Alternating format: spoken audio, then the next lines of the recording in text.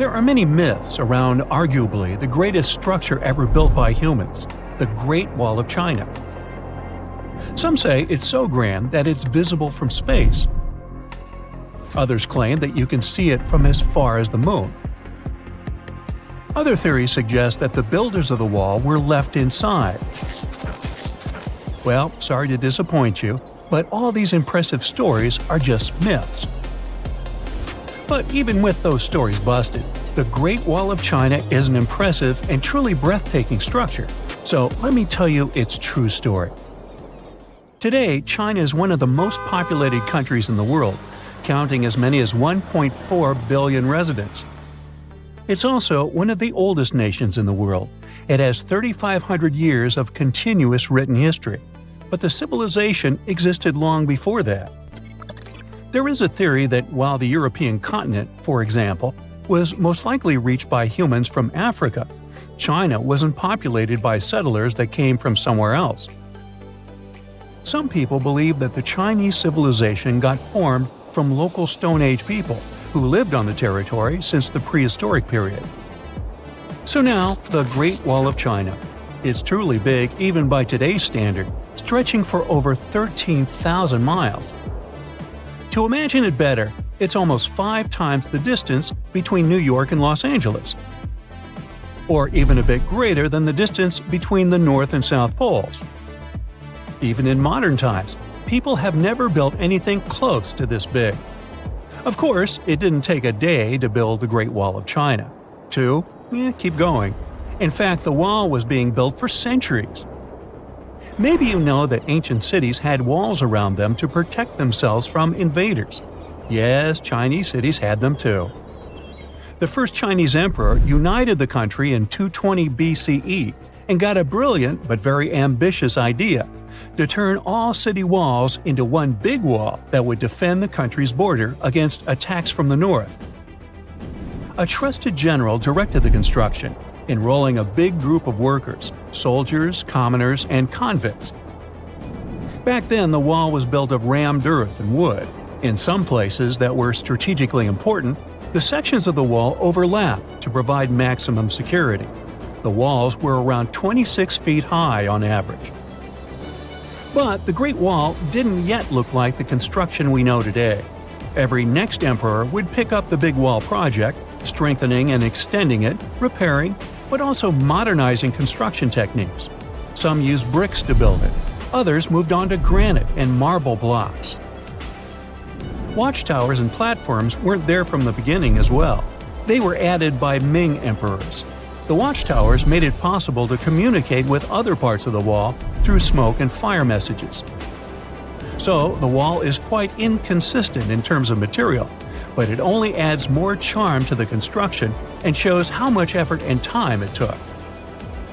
The reasons why some parts of the wall have been standing for centuries and are still in good condition is glutinous rice flour. Turns out, this sticky rice mortar is almost like cement. It's very strong and waterproof, sealing the bricks so tightly together that even sneaky weeds can't grow between them. You may also notice that some bricks have writings carved on them. They were left by the workers who were building the wall. The purpose of those writings is quality assurance. They contain such information as location, quantity, and responsible officials. So, in the case of some problems with the quality of materials or constructions, it would be known who should be held accountable for it.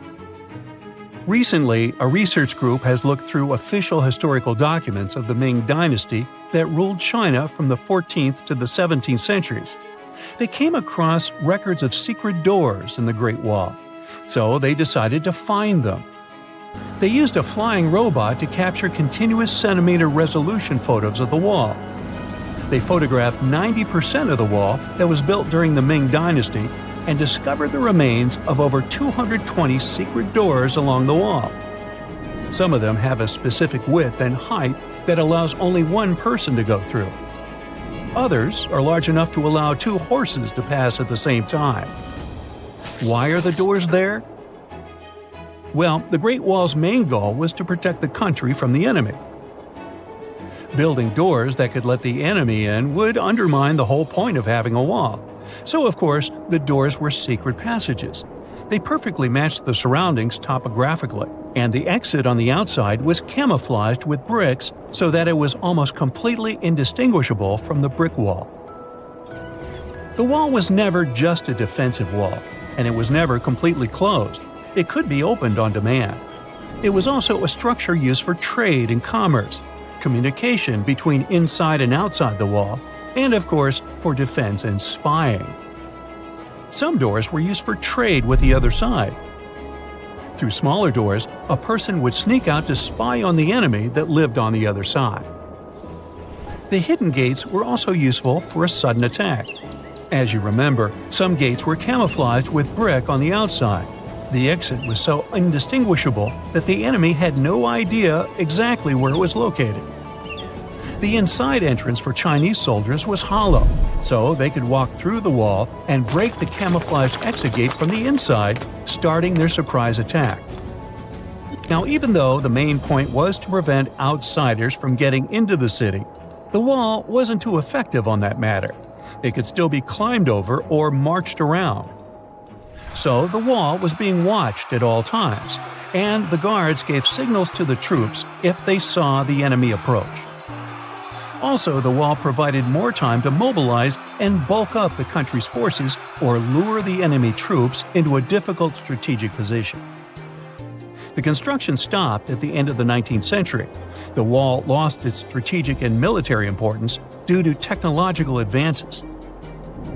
Over the centuries to today, only 8% of the Great Wall is in good condition, and the rest is damaged. Also, around 1/3 of the wall has disappeared without a trace, due to both natural erosion and human damage. I guess you could say it's now just a pretty good wall.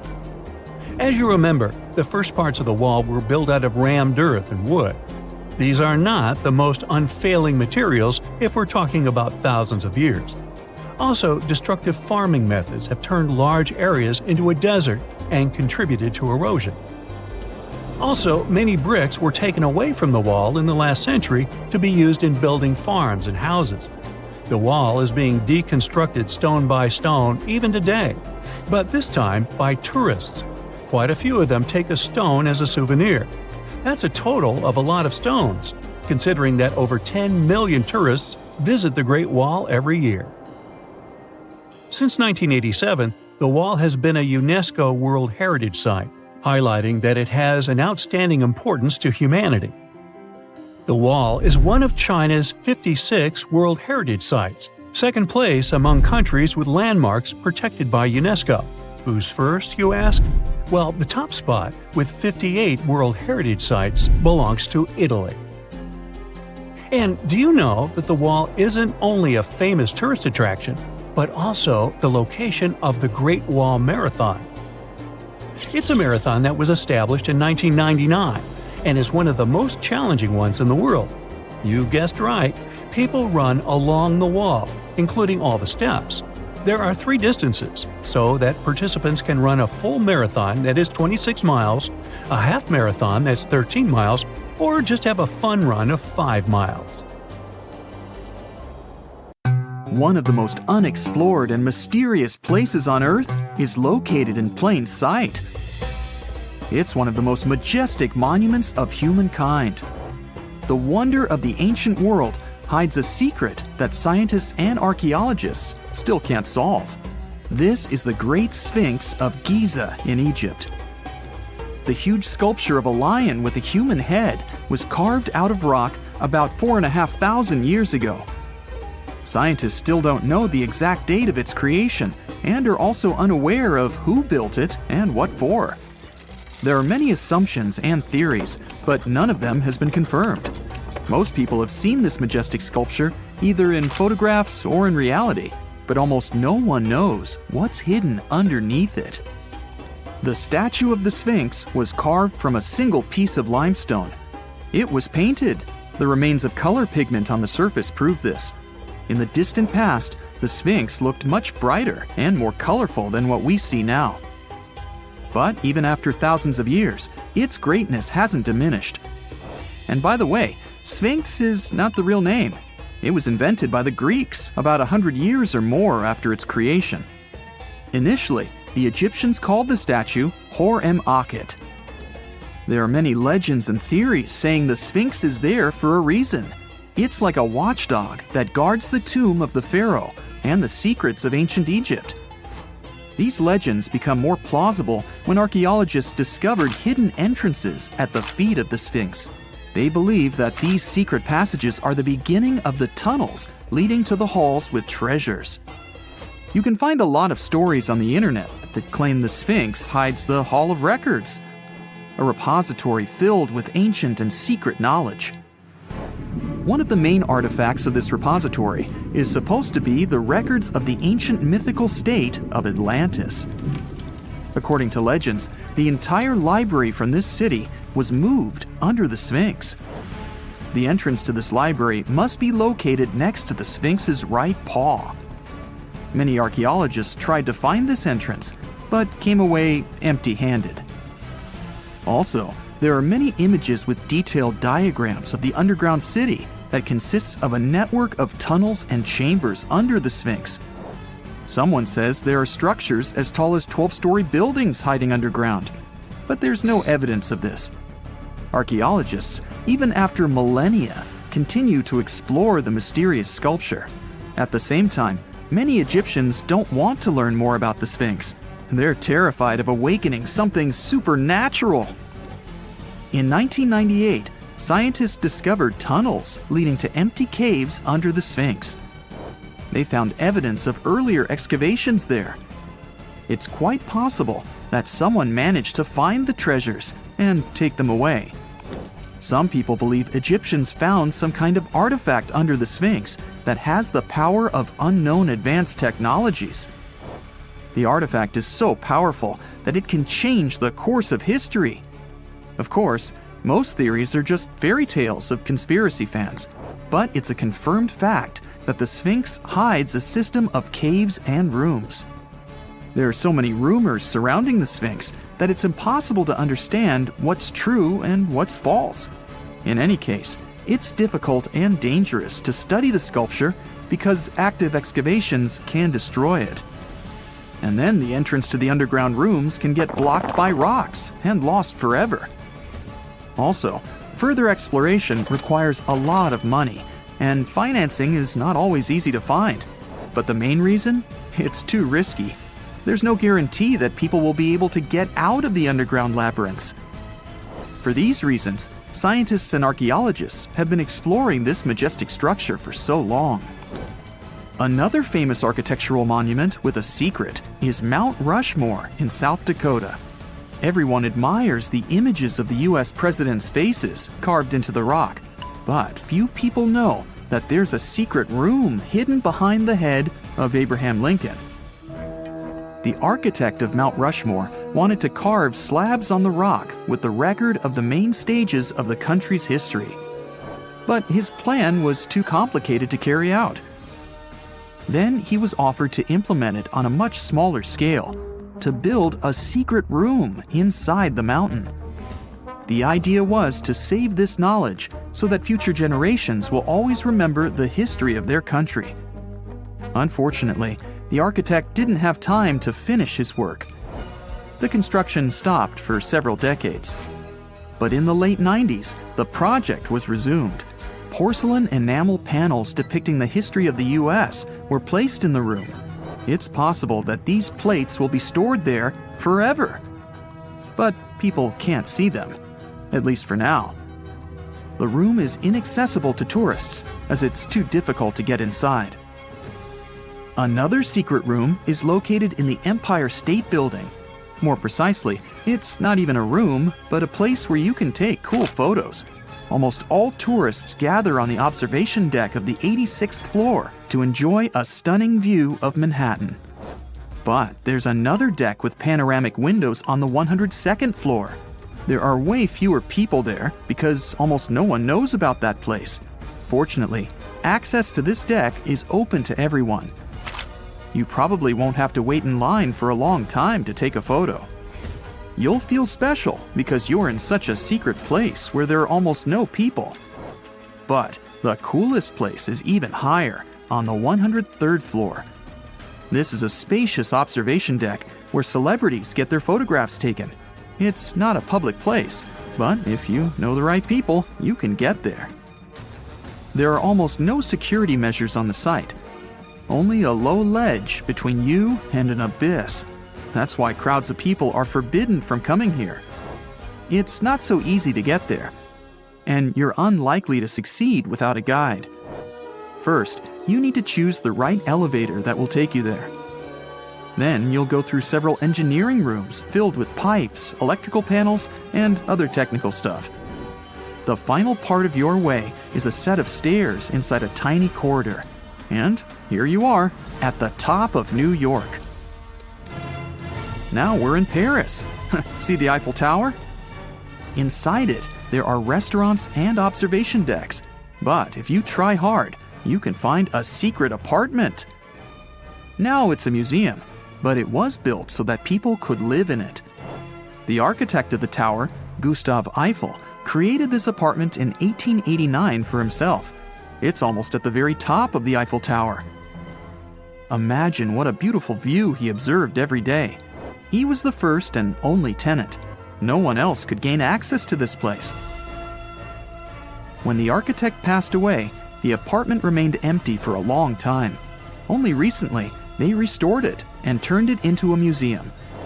Inside, the epoch of the last century is recreated.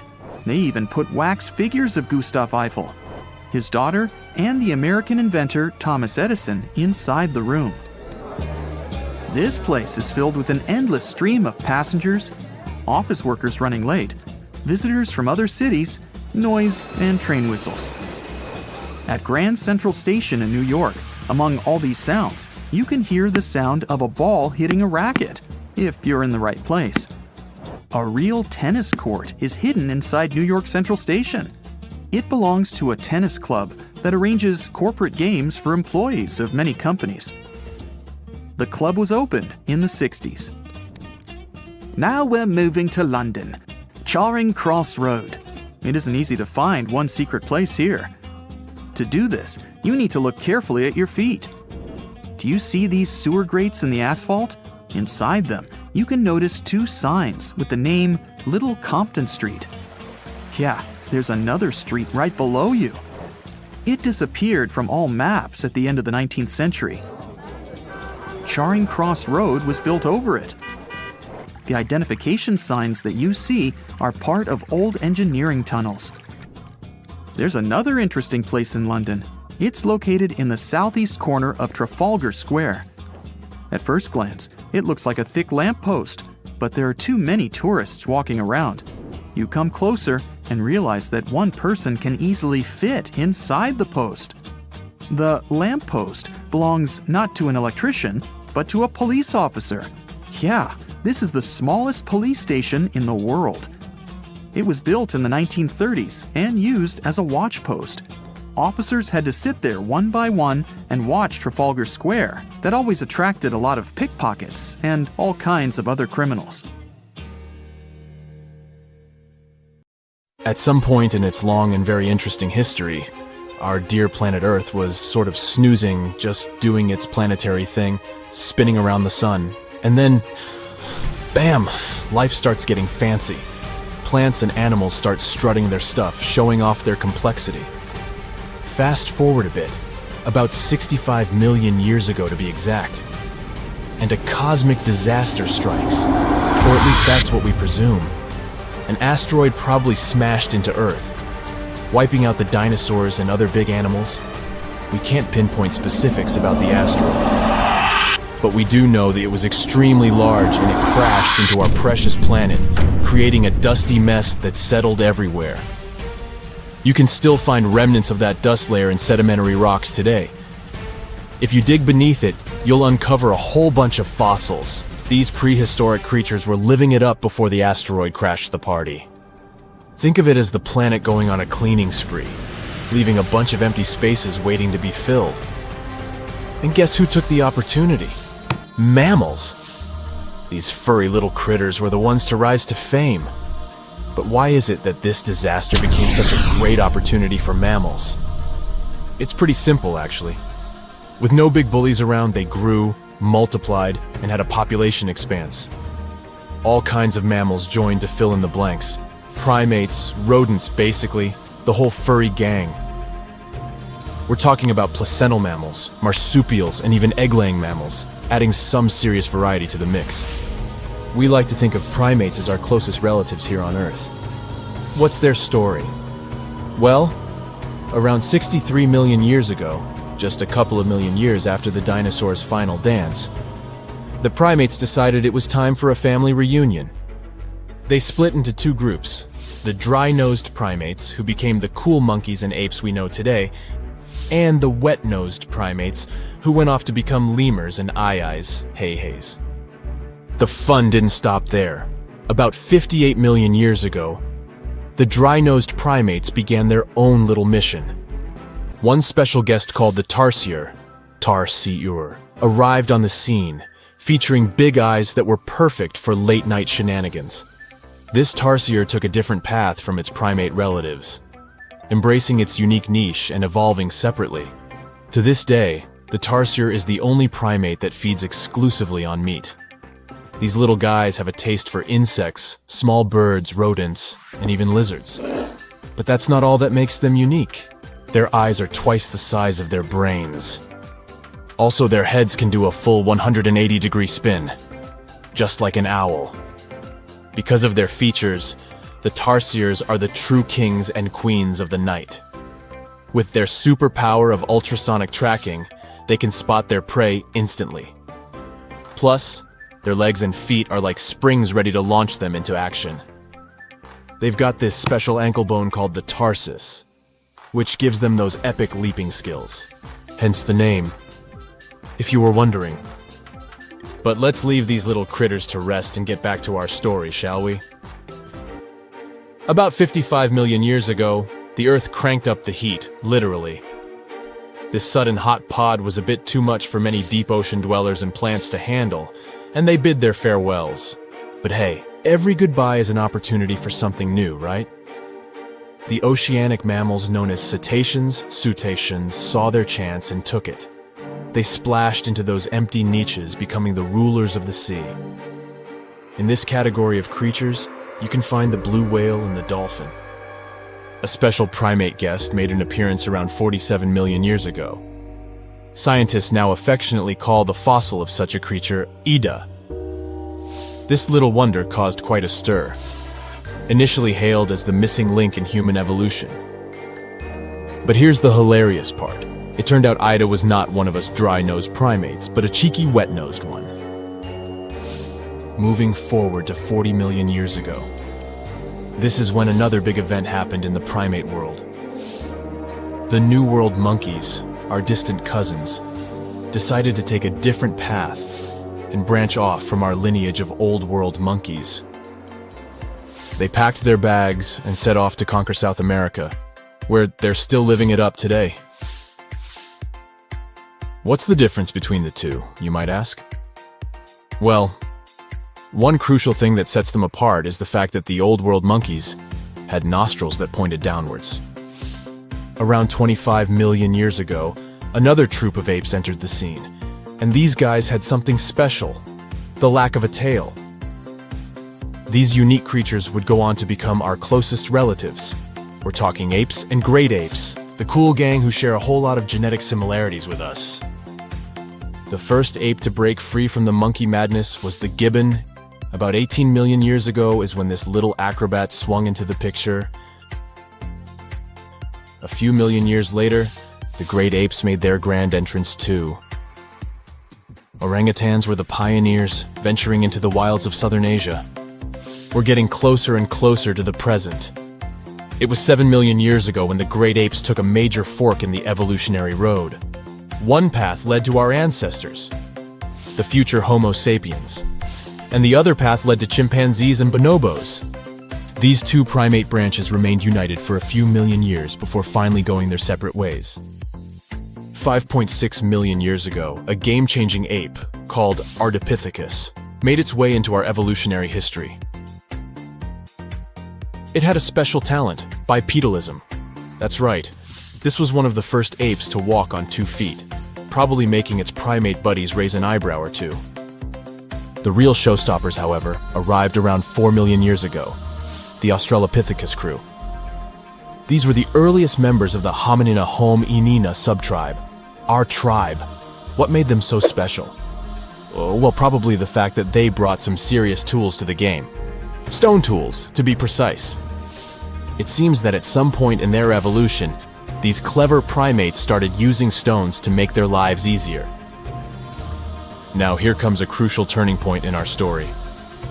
About 2 million years ago, our ancestors faced a food shortage.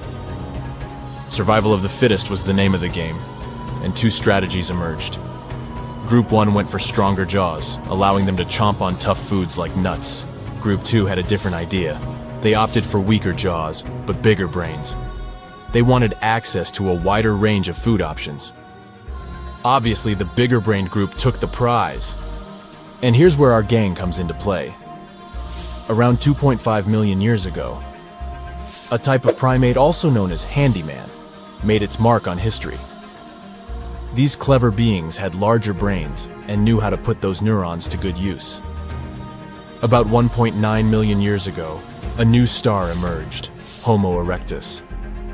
These creatures not only walked upright, but also had brains that were almost twice the size of the handyman's. They took the world by surprise, becoming the first of our direct ancestors to venture out of the African continent. They even knew how to tame fire.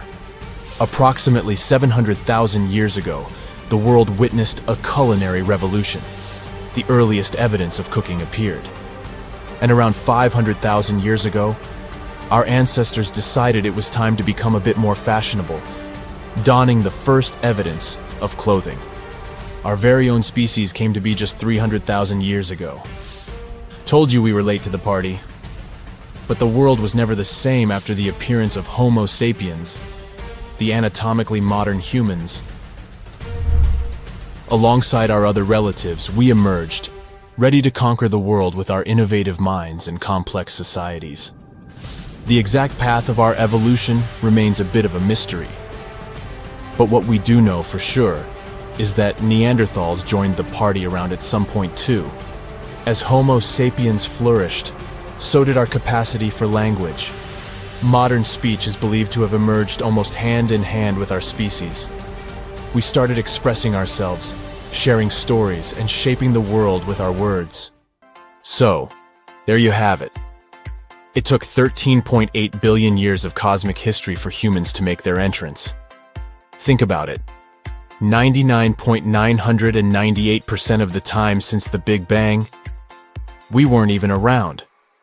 Our species, Homo sapiens, is the toddler of the Earth's family, existing for just the tiniest fraction of the universe's timeline. Yet, in this blink of an eye, we've managed to unravel the entire story that led to our existence. The story won't end with us. It's an ongoing saga, still being written with every passing moment. It's 1898, and you're taking part in excavations in Saqqara. This place, not far away from Cairo, is full of ancient tombs and pyramids. You're in your Indiana Jones mood and hope to find something really phenomenal to become famous. Gold, manuscripts, treasure maps, mummies of famous pharaohs. Wait, a wooden bird? You're really disappointed as it looks like a regular toy. An old one, but still. Little do you know that years later, someone would propose that your bird was actually an ancient monoplane. So the artifact, nicknamed the Saqqara bird, is made of a sycamore tree. The birdie has a wingspan of just 7 inches and weighs around 40 grams. A perfect original souvenir from Egypt, I would say. It's over 2,000 years old and looks pretty plain, without any carvings of feathers or other intricate ornaments. It has a beak and eyes, though, which makes our find look like a hawk, the emblem of the deity Horus. Its tail is rather unusual as it's squared, looks weirdly upright, and it seems like the sunken part of it was the place for a now missing piece. Humans love solving a good mystery, so there have been several attempts to explain the use of the birdie. First, quite simply, is that it was a ceremonial object. The second idea is that it was a toy for a child from some well-off family. It could have been some sort of boomerang, which was a popular concept in ancient Egypt. Then there was a theory that the bird had been used as a weather vane. But this one has been debunked as the figure doesn't have any holes or markings, except for the one made at the museum in Cairo to fix the exhibit on a stick. So there was no way to hang it in the past. Almost a century after the bird was found, Egyptologist Dr. Khalil Masiha proposed a new theory that it could have been a model of a monoplane. He believed the bird was missing a horizontal tailplane. Otherwise, it had its wings set at a right angle, similar to that of modern planes. It could have worked to generate the aerodynamic lift necessary for flights. Dr. Masiha also claimed that it was common at that time to place miniature models of technological inventions in tombs. So, did the ancient Egyptians really invent the plane in 200 BCE? That would make the Wright brothers, who are considered the inventors of aviation, really upset. They made one of their first flights only in 1903. There's just one way to know for sure, and that is to test the model. But you know, the ancient museum in Cairo would unlikely let one of their cherished exhibits fly around like a toy. That's why glider designer Martin Gregory built a similar model, this time of balsa wood, and concluded that even with the missing tailplane, the plane wasn't much of a flyer. Case solved? Not really. This didn't sound convincing enough to the History Channel, so they invited an aerodynamics expert to build another replica of the bird. He tested it in weather conditions similar to those in Egypt and was impressed with the little plane's abilities. So, if they did invent the prototype of a plane back in the times of pharaohs, it would be a good example of an oupart. That's an out-of-place artifact, an object that's way ahead of its time in terms of technology or history. And the Saqqara bird isn't the only example of such a revolutionary concept.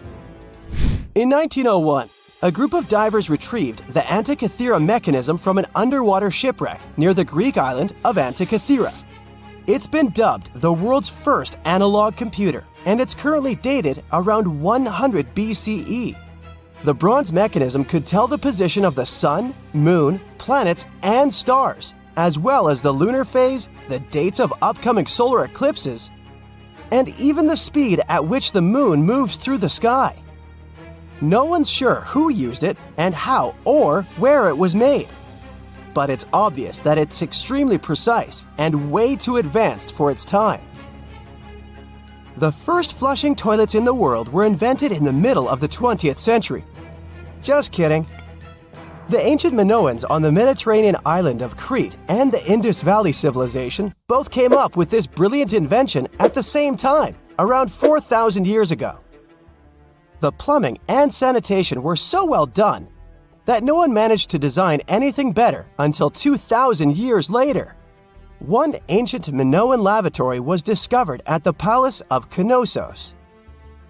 It looks like it had a wooden seat set over a tunnel that directed water from a rooftop reservoir to an underground sewer. Other varieties got water from jugs. Only the super rich people could afford all this glory. So if you wanted to shop for real estate back then, the flushing toilet would be a telltale sign you were in the rich neighborhood. Automated doors became a cool, seemingly new invention back in 1931. But the technology behind them is actually much older. Think the 1st century CE old. Mathematician and engineer Harappan of Alexandria came up with a hydraulic system to open and close temple doors. To bring it into action, you need to light a fire to produce heat. There was a brass pot under the fire, half filled with water. The inventor connected the brass pot to containers that acted as weights. When the fire was burning, the water moved into the containers. They went down and pulled the ropes. It was nothing like a supermarket door that opens in front of you before you even have time to think. Harappan's door took hours to open, and there was no way to stop the process. That's why they only opened the doors once a day before people entered the temple, to add some mysticism at the temple during ceremonies. Spooky. Looks like the first ever battery was invented in Baghdad around 2,000 years ago. A German archaeologist found this oval-shaped clay jar in 1938. Scientists are still not sure what purpose it served and who exactly invented it. There is a theory that it was used for electroplating objects with precious metals. When they filled it with a weak acid like vinegar, the battery produced around 1 volt of electricity. Another theory says it was a vessel for sacred scrolls. Would you like to buy contact lenses designed by Leonardo da Vinci himself? In 1508, he invented a glass lens with a funnel on one side. You were supposed to wear it with water inside to improve your vision. Sounds a bit uncomfortable, doesn't it? So, around a century later, French scientist René Descartes decided to improve the idea and make the cornea contact the future lenses. Contacts because they contact your eyes, get it? The glass tube with liquid did help improve vision, but blinking was sadly impossible. 2.5 centuries later, new technologies in the glass industry let scientists design contacts that would fit in the eye and even let the wearer blink. Thanks, guys! Still, those lenses were made of heavy blown glass and didn't let the eye breathe. About 50 years later, contacts became plastic, lightweight, unbreakable, and scratch-resistant, but still covering the entire eye. And then, in 1948, an English optical technician accidentally sanded down a plastic lens and figured out they'd still be in place even if they covered only the cornea. Imagine you're living in 19th century London and need to send a message to New York. It would have taken about 10 days to get there by ship. So when delivery time went from days to hours in 1858, it was a true sensation. The first message was sent by Queen Victoria herself. It was all made possible thanks to the transatlantic telegraph cable, running under the ocean. Sadly, the new cool invention only lasted a few weeks. It took years to bring it back to life. Whenever you hear about ancient ruins, you almost never picture them being suspended somewhere, or just randomly hanging on the branch of a tree, right? In fact, for most of the ancient artifacts we have exposed in museums all over the world, archaeologists did quite an impressive amount of digging. You see, buildings have this funny way of fading away over time if not properly taken care of. Sometimes we need to reuse some building materials, so an older construction may be sacrificed in the process. Other times houses are abandoned, and once they are exposed to the elements on the surface, like rain or sunlight, they don't really stand a chance. Some just simply crumble away due to good old erosion. So the only way a piece of architecture can survive the test of time is if it's somehow gotten buried deep down. Now, how did they end up buried in the first place? Well, it's quite the comedy of errors. Ancient cities had a habit of gradually raising their ground level like a kid adding toppings to their ice cream sundae. You see, these settlements were always busy collecting food and building materials to keep up with their ever-growing population. But hey, who has time to deal with waste and rubbish? It wasn't exactly high on their to-do list back in the day. So when it came to building new houses, ancient civilizations found it much easier to save their sweat and tears by piling up the rubble and constructing right on top. But that's not all. Rivers would also occasionally flood and deposit a layer of sediment on the city floors, further encapsulating those ancient constructions. And in those dry regions like the desert, where the wind likes to show off its sand and dust dance moves, you can bet it was a constant struggle to keep the establishments clean. One hilarious example is the Sphinx, which had its head buried in sand until a group of archaeologists unearthed it in 1817. Some ancient towns eventually got covered up because they were completely abandoned.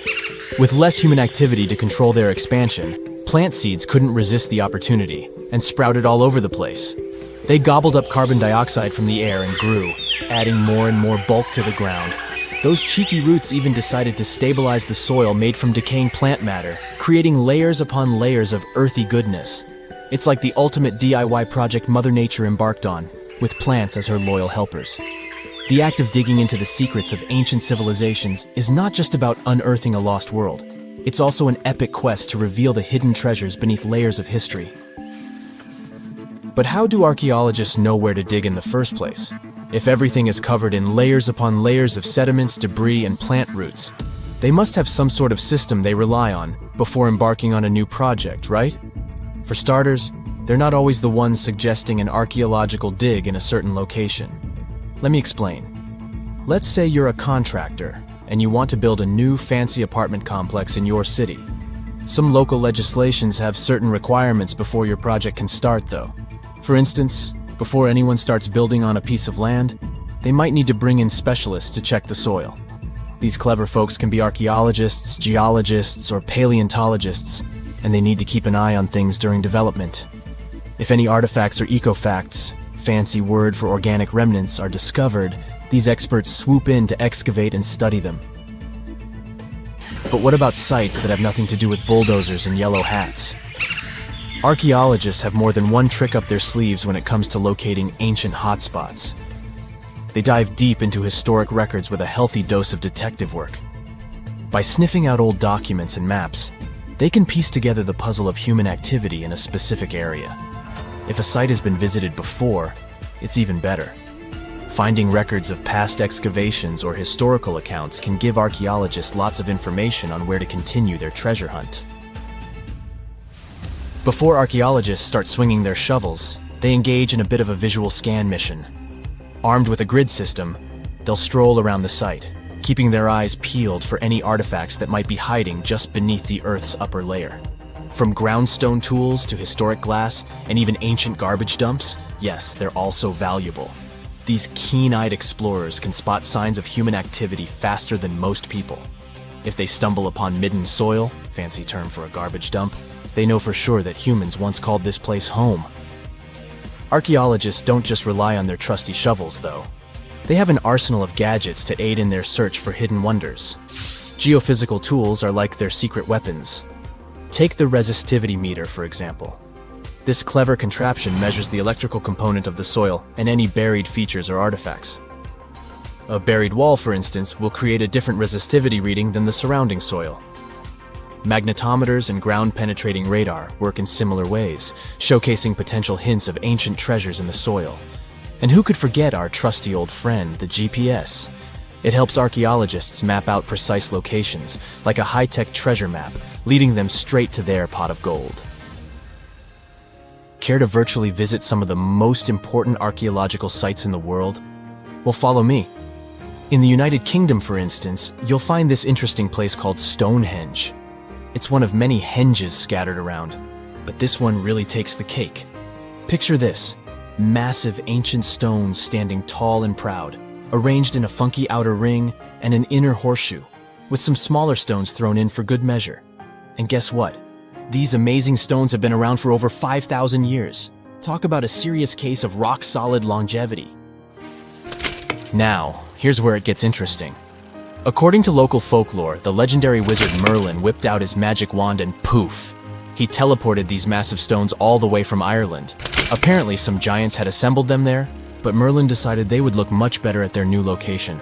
Others think it's just the ruined remains of an old Roman spiritual edifice. These amazing structures were built by our Bronze Age ancestors. With their simple tools and limited tech, they managed to create this monumental masterpiece. Impressive, right? Unfortunately, there's still so much we don't know about this area. Stonehenge's initial purpose remains a mystery to this day. Sure, there are lots of theories, but scientists have yet to agree on the subject. However, we do know that it's perfectly aligned to catch the sunrise during the summer and winter solstices.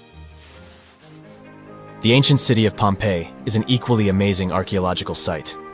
Picture this: Mount Vesuvius, a notorious troublemaker, decided to throw a volcanic tantrum and completely covered this ancient Roman city. It turned it into a time capsule, located outside present-day Naples in Italy. Fast forward to the year 1748, when a bunch of adventurous explorers stumbled upon Pompeii. Lo and behold, they discovered a treasure trove of well-preserved goodies: streets, houses, food. Probably a bit stale by then. Blingy jewelry, fancy sculptures, colorful frescoes, everyday household items, and even animal and human remains. It was like an epic archaeological party. From the looks of it, Pompeii had it all. Fancy houses and villas, a massive 20,000-seat arena, cute little artisan shops, hangouts like taverns. And let's not forget the saucy spots like those luxurious bathhouses for some intense pampering. There's also the Sanctuary of Apollo, where people used to gather for their daily dose of worship. And of course, the bustling heart of the city, the Forum of Pompeii, where all the cool people used to hang out. And guess what? Pompeii is so cool that it made it to UNESCO's World Heritage List back in 1997. That's like the ultimate Hall of Fame for historical awesomeness. It also includes many other famous buildings and sites, like the Taj Mahal in India and the Acropolis of Athens in Greece. A comfortable abode with a gorgeous view of the Mediterranean Sea will serve as a perfect rain shelter. Well, this is what a real estate advertisement might have looked like for Neanderthals 100,000 years ago. Welcome to the weird and wonderful caves you could live in, or not. Of course, back then, neither real estate and advertising had been invented yet. Never mind the fact that Neanderthals couldn't build houses and often lived in caves. Yet, one of those caves looks an awful lot like a residential building. It's situated inside a high limestone cape called the Rock of Gibraltar. If the Neanderthals had had an economy, the caves inside this rock would have cost a bundle. Navigators discovered it in 1907. They just spotted a big hole inside the fortified rock. For many years, scientists have studied this place and found some traces of Neanderthals. They discovered ancient tools in the cave and bones of old animals. But the coolest thing was, they found 4 caves inside the rock. It was like a residential complex. Neanderthals lived alongside neighbors and helped each other hunt and fish. They created feather decorations and painted abstract drawings on the walls. Imagine our ancient predecessors hanging out in these caves 100,000 years ago. And now, scientists hang out there and study the primeval past of Neanderthals in detail. At the end of 2021, archaeologists uncovered a gap inside one of the caves leading to an unknown tunnel. They crawled through this hole and opened a new space under the cave roof. This place has been closed off from the outside world for over 40,000 years. And it seems it was one of the most prestigious apartments in the entire mountain complex. It has high ceilings with ancient stalactites. The ruined stone curtains divided the apartment into several rooms. Scientists also found the remains of ancient animals and scratches on the walls. It seems that Neanderthals had never lived here, but they used to visit this place. Archaeologists found the shell of a sea snail called dog whelk. One of the Neanderthals brought it here for some reason, but the primary owners of this place were hyenas. These caves show that Neanderthals were closer to humans than to monkeys. They had a way of life and even some customs. There's still a lot of work ahead, and scientists hope to find new rooms inside this rock. Meanwhile, in 2003, archaeologists discovered another early dwelling on the Isle of Flores in Indonesia. Among the green jungle, they found a cave with ancient tools. At first, everyone thought the human ancestors lived here, but then scientists discovered an unusual skeleton of an adult. A thorough analysis showed the skeleton belonged to a 30-year-old woman, 3.5 feet tall, just above the waist of an average adult. The woman's weight was equal to the weight of an adult shepherd. The skeleton didn't belong to Neanderthals or Australopithecines. It was a new unknown species, which scientists called Homo floresiensis, or simply the Hobbit. Also, there were remains of unusual ancient animals in the cave. It was an elephant the size of a cow, some large storks, and giant rats. Archaeologists have found out that hobbits were not the owners of this place. The main inhabitants were the rats the size of a cat. Maybe they were fighting the hobbits. Some analysis shows that Homo floresiensis wasn't our direct ancestor. They were in a separate branch of evolution. The hobbit skeleton looks more like that of a monkey than of modern humans. In 2009, in the dense jungle of Vietnam, archaeologists discovered Son Don, the largest cave in the world. If you go inside the cave and shout, you'll hear your echo a long time. In some places, the height of this cave reaches half the height of the Empire State Building, and the total area is larger than one central block of New York. Son Don is one of the 3 caves in the Vietnamese jungle. Many intricate mazes connect these caves.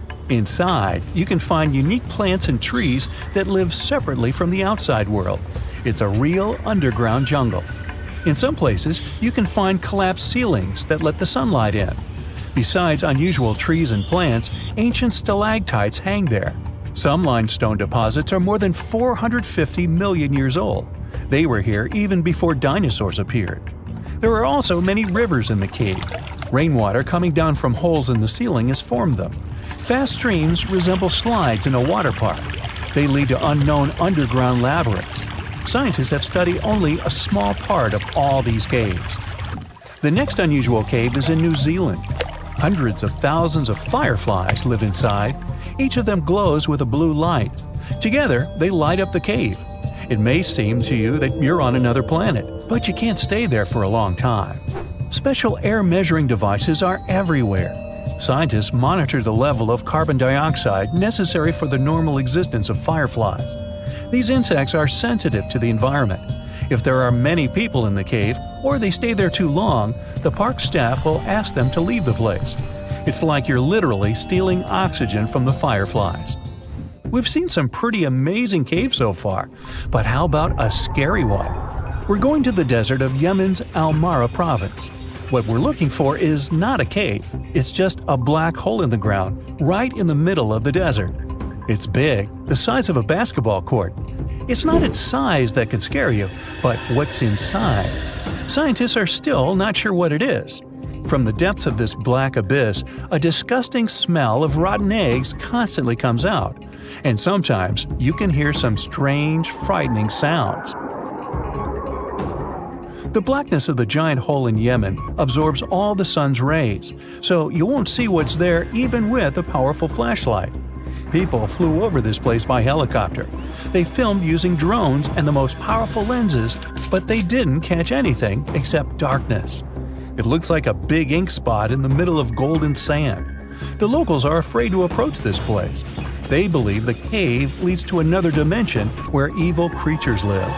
At the moment, the giant hole in Yemen is one of the most poorly studied and mysterious phenomenon of nature. How did it appear? How old is it? Where does it lead? Scientists are trying to find the answers to these questions. There are theories that the hole appeared because of construction work. Geologists drilled the soil nearby in search of minerals. It could have caused fluctuations in the Earth's crust and collapsed the surface. But no one can prove this theory, yet. And now, imagine a place where sunlight has not penetrated for more than 5 million years. There's little oxygen, and it's cold and damp. Still, life is born in this place, not only microbes and bacteria, but also something bigger. The living conditions in this cave are very different from the usual ones, so, in a sense, this cave is like another planet. It's the Movil Cave in the southeast of Romania, near the Black Sea. The entrance is a small hole in the ground. Inside, a tunnel leads deep below the surface. The levels of hydrogen sulfide and carbon dioxide are above normal inside the cave. The air here is half as much oxygen as on the surface. People can't be here without an oxygen mask, but other creatures living here can. The cave is home to 48 species of living organisms. 33 of them are unknown. Here you can meet some unusual insects, white snails and white spiders, millipedes with huge whiskers, transparent shrimp, and unique species of leeches. They all live here thanks to the little bacteria autotrophs. They absorb carbon dioxide and release food particles. Bacteria feed on it. Other larger organisms feed on these bacteria, and some bigger organisms eat those little ones. In the end, everyone gets food. In this cave, evolution has created a biological system separate from the rest of the world. You know, scientists make discoveries that change the world, but even they can face mysteries. Here are 10 things that have baffled scientists. Imagine that you constantly hear a low-frequency hum, and no one can trace its source. Roughly 4% of the world's population hears the hum. It's a geography-free sound. I mean, people all around the world hear it, so the name varies from Taos hum to Auckland hum, depending on the region where it gets generated. The sound is just on the threshold of human hearing. People hear it less when they're outside, and it gets louder indoors, especially at night. What's even scarier is that you cannot unhear it once you've heard it. Some folks say it started in London around the time of Charles Dickens, who wrote A Christmas Carol, and the low-frequency sound actually comes from the humbug. Or not. Actually, the earliest cases were recorded in Bristol, UK, dating back to the mid-1970s. Scientists have various theories about where the hum comes from and why only some people can hear it, yet they don't have a clear answer. It could occur when ocean waves move along the ocean floor. They shake the Earth when they collide with continental shelves. Or this might be happening because of volcanic eruptions and earthquakes. Oh, and how about ultra-low frequency radio signals used to communicate with submarines or even 5G? Upsweep is another type of unidentified sound. It was discovered in 1991 in the Pacific Ocean. The sound is high enough to be recorded throughout the ocean. Scientists theorize that the sound could be related to underwater volcanic activity. Interestingly, the volume of the sound has been diminishing compared to its volume when it was first discovered, yet it still can be detected. Plus, it's seasonal. It reaches its highest volume in spring and fall. Is it related to seasonal changes? No one really knows for sure. The next mysterious thing is a cone-shaped monument found in the Sea of Galilee in Israel. This monument was discovered accidentally by sonar scanning in 2003, but the findings were published only in 2013. The monument weighs 60,000 tons. It was once submerged by rising waters. Archaeologists say the monument is enigmatic because they can't figure out where it's from. They don't know what it's connected to or its function. So this big and unusual thing remains a mystery. Now let's move to Gobekli Tepe, Turkey. This place offers you one of the most archaeologically significant sites in the world. Why is it important? Well, it has massive carved stones about 11,000 years old. To put it in perspective, they're 6,000 years older than Stonehenge. Ancient people placed these stones before they began farming or crafting metal tools or pottery. So the existence of this place goes against the chronology of civilization we're familiar with, where people farmed first and built second. Apparently, it wasn't like that. In any case, a good question is, what was the purpose of this site? Was it built to worship some spirits? Yep, archaeologists believe it might be the world's oldest temple. Okay, say this with me. Paleodictyon notusum. Yeah, I know it sounds like a chemical formula.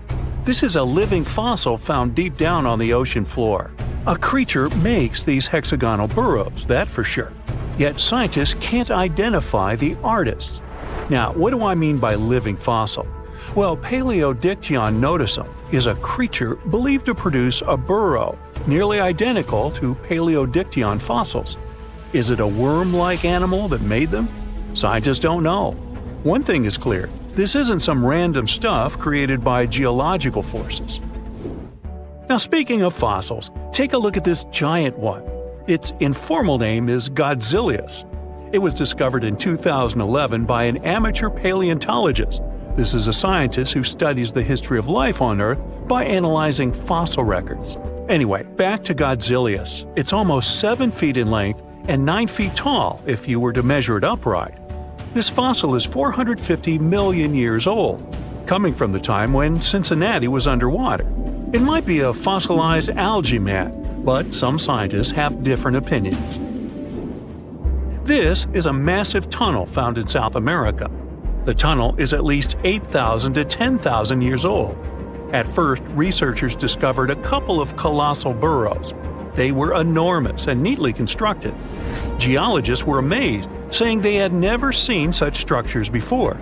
There's no known geologic process to explain their formation. I mean, researchers have known about the burrows since the 1930s, but back then they believed that these tunnels were just some sort of archaeological construction, until they discovered huge claw marks on the walls and ceiling. They reasoned that some extinct species could be the ones to have left these marks. Many geologists strongly believe they found the burrows of giant ground sloths and armadillos. The structure is the largest known burrow from the Paleolithic age in the Amazon. Yet experts have many questions. How come such a deliberate-looking structure could form naturally? A researcher then discovered another strange cave. This one was hundreds of miles away from the massive tunnel. Fast forward, there are now more than 1,500 burrows from the Paleolithic age found in Brazil. What's even more interesting is that some of these caves are connected to tunnels that sometimes lead to chambers. I'll continue with a natural phenomenon. What if I told you that every year, especially in October, fireballs appear on the Mekong River in Thailand? According to legends, Naga fireballs are a call for Buddha to return to Earth, and river serpents are the ones making these calls.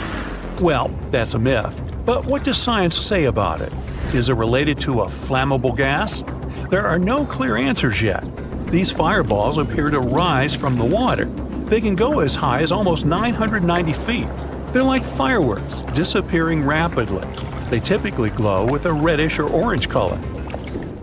I'll mention some legends too, because why not? They're thrilling. And it would be a shame not to include the one about the lost city of Atlantis. As you may know, the legend says that Atlantis submerged into the ocean around 11,000 years ago. Since then, not just scientists, but also treasure hunters and philosophers have been searching for the lost world. Could Bimini Road be a trace? In 1968, a diver found strange stones off the coast of North Bimini Island in the Bahamas. The stones look human-made. It's like they were evenly spaced out and laid in an orderly row. It baffled scientists, but not for long. Carbon dating analysis of the blocks revealed that geological forces created the road naturally. There weren't any tool marks or signs indicating that the blocks had been stacked or something. The research is continuing, but yeah, scientists generally believe that the rocks were created by erosion. Well, I guess the time of Atlantis hasn't come yet. Okay, picture this. You're wandering on the beach, and you see dozens of octopuses walking past. In 2017, a group of people from Wales witnessed exactly this. Why did these creatures come out of the ocean? No one knows the answer. The group reported that they had seen 20 to 30 octopi crawling on the sand. The people looked for some signs of injury, but found nothing. They said that they had carried the animals back to the ocean. Interestingly, these creatures kept crawling onto the shore when people were asleep. Experts say that it's hard to be sure of the reason that pushed the animals to the beach without conducting a physical examination. They're still speculating about the reason behind this unusual and rare occurrence. Could it be overcrowding? Furthermore, the octopi were well armed. A separate study points out that the more fishers hunt large animals that feed on octopuses, the more the octopus population grows. Maybe that's why these creatures have to go farther to find food or shelter. But without proper research, these are only theories. There's a lot we don't know about space, too. So here's a bonus fact about the yellowish source of life in the solar system. Scientists have discovered a new type of wave inside the sun. These waves move in the opposite direction to the sun's rotation. Plus, they move super fast. So fast that it's beyond our understanding. Researchers have different theories about the function of the waves. If they figure out their role, this could give them additional insight into the processes happening inside the sun. And yes, the octopi were well armed.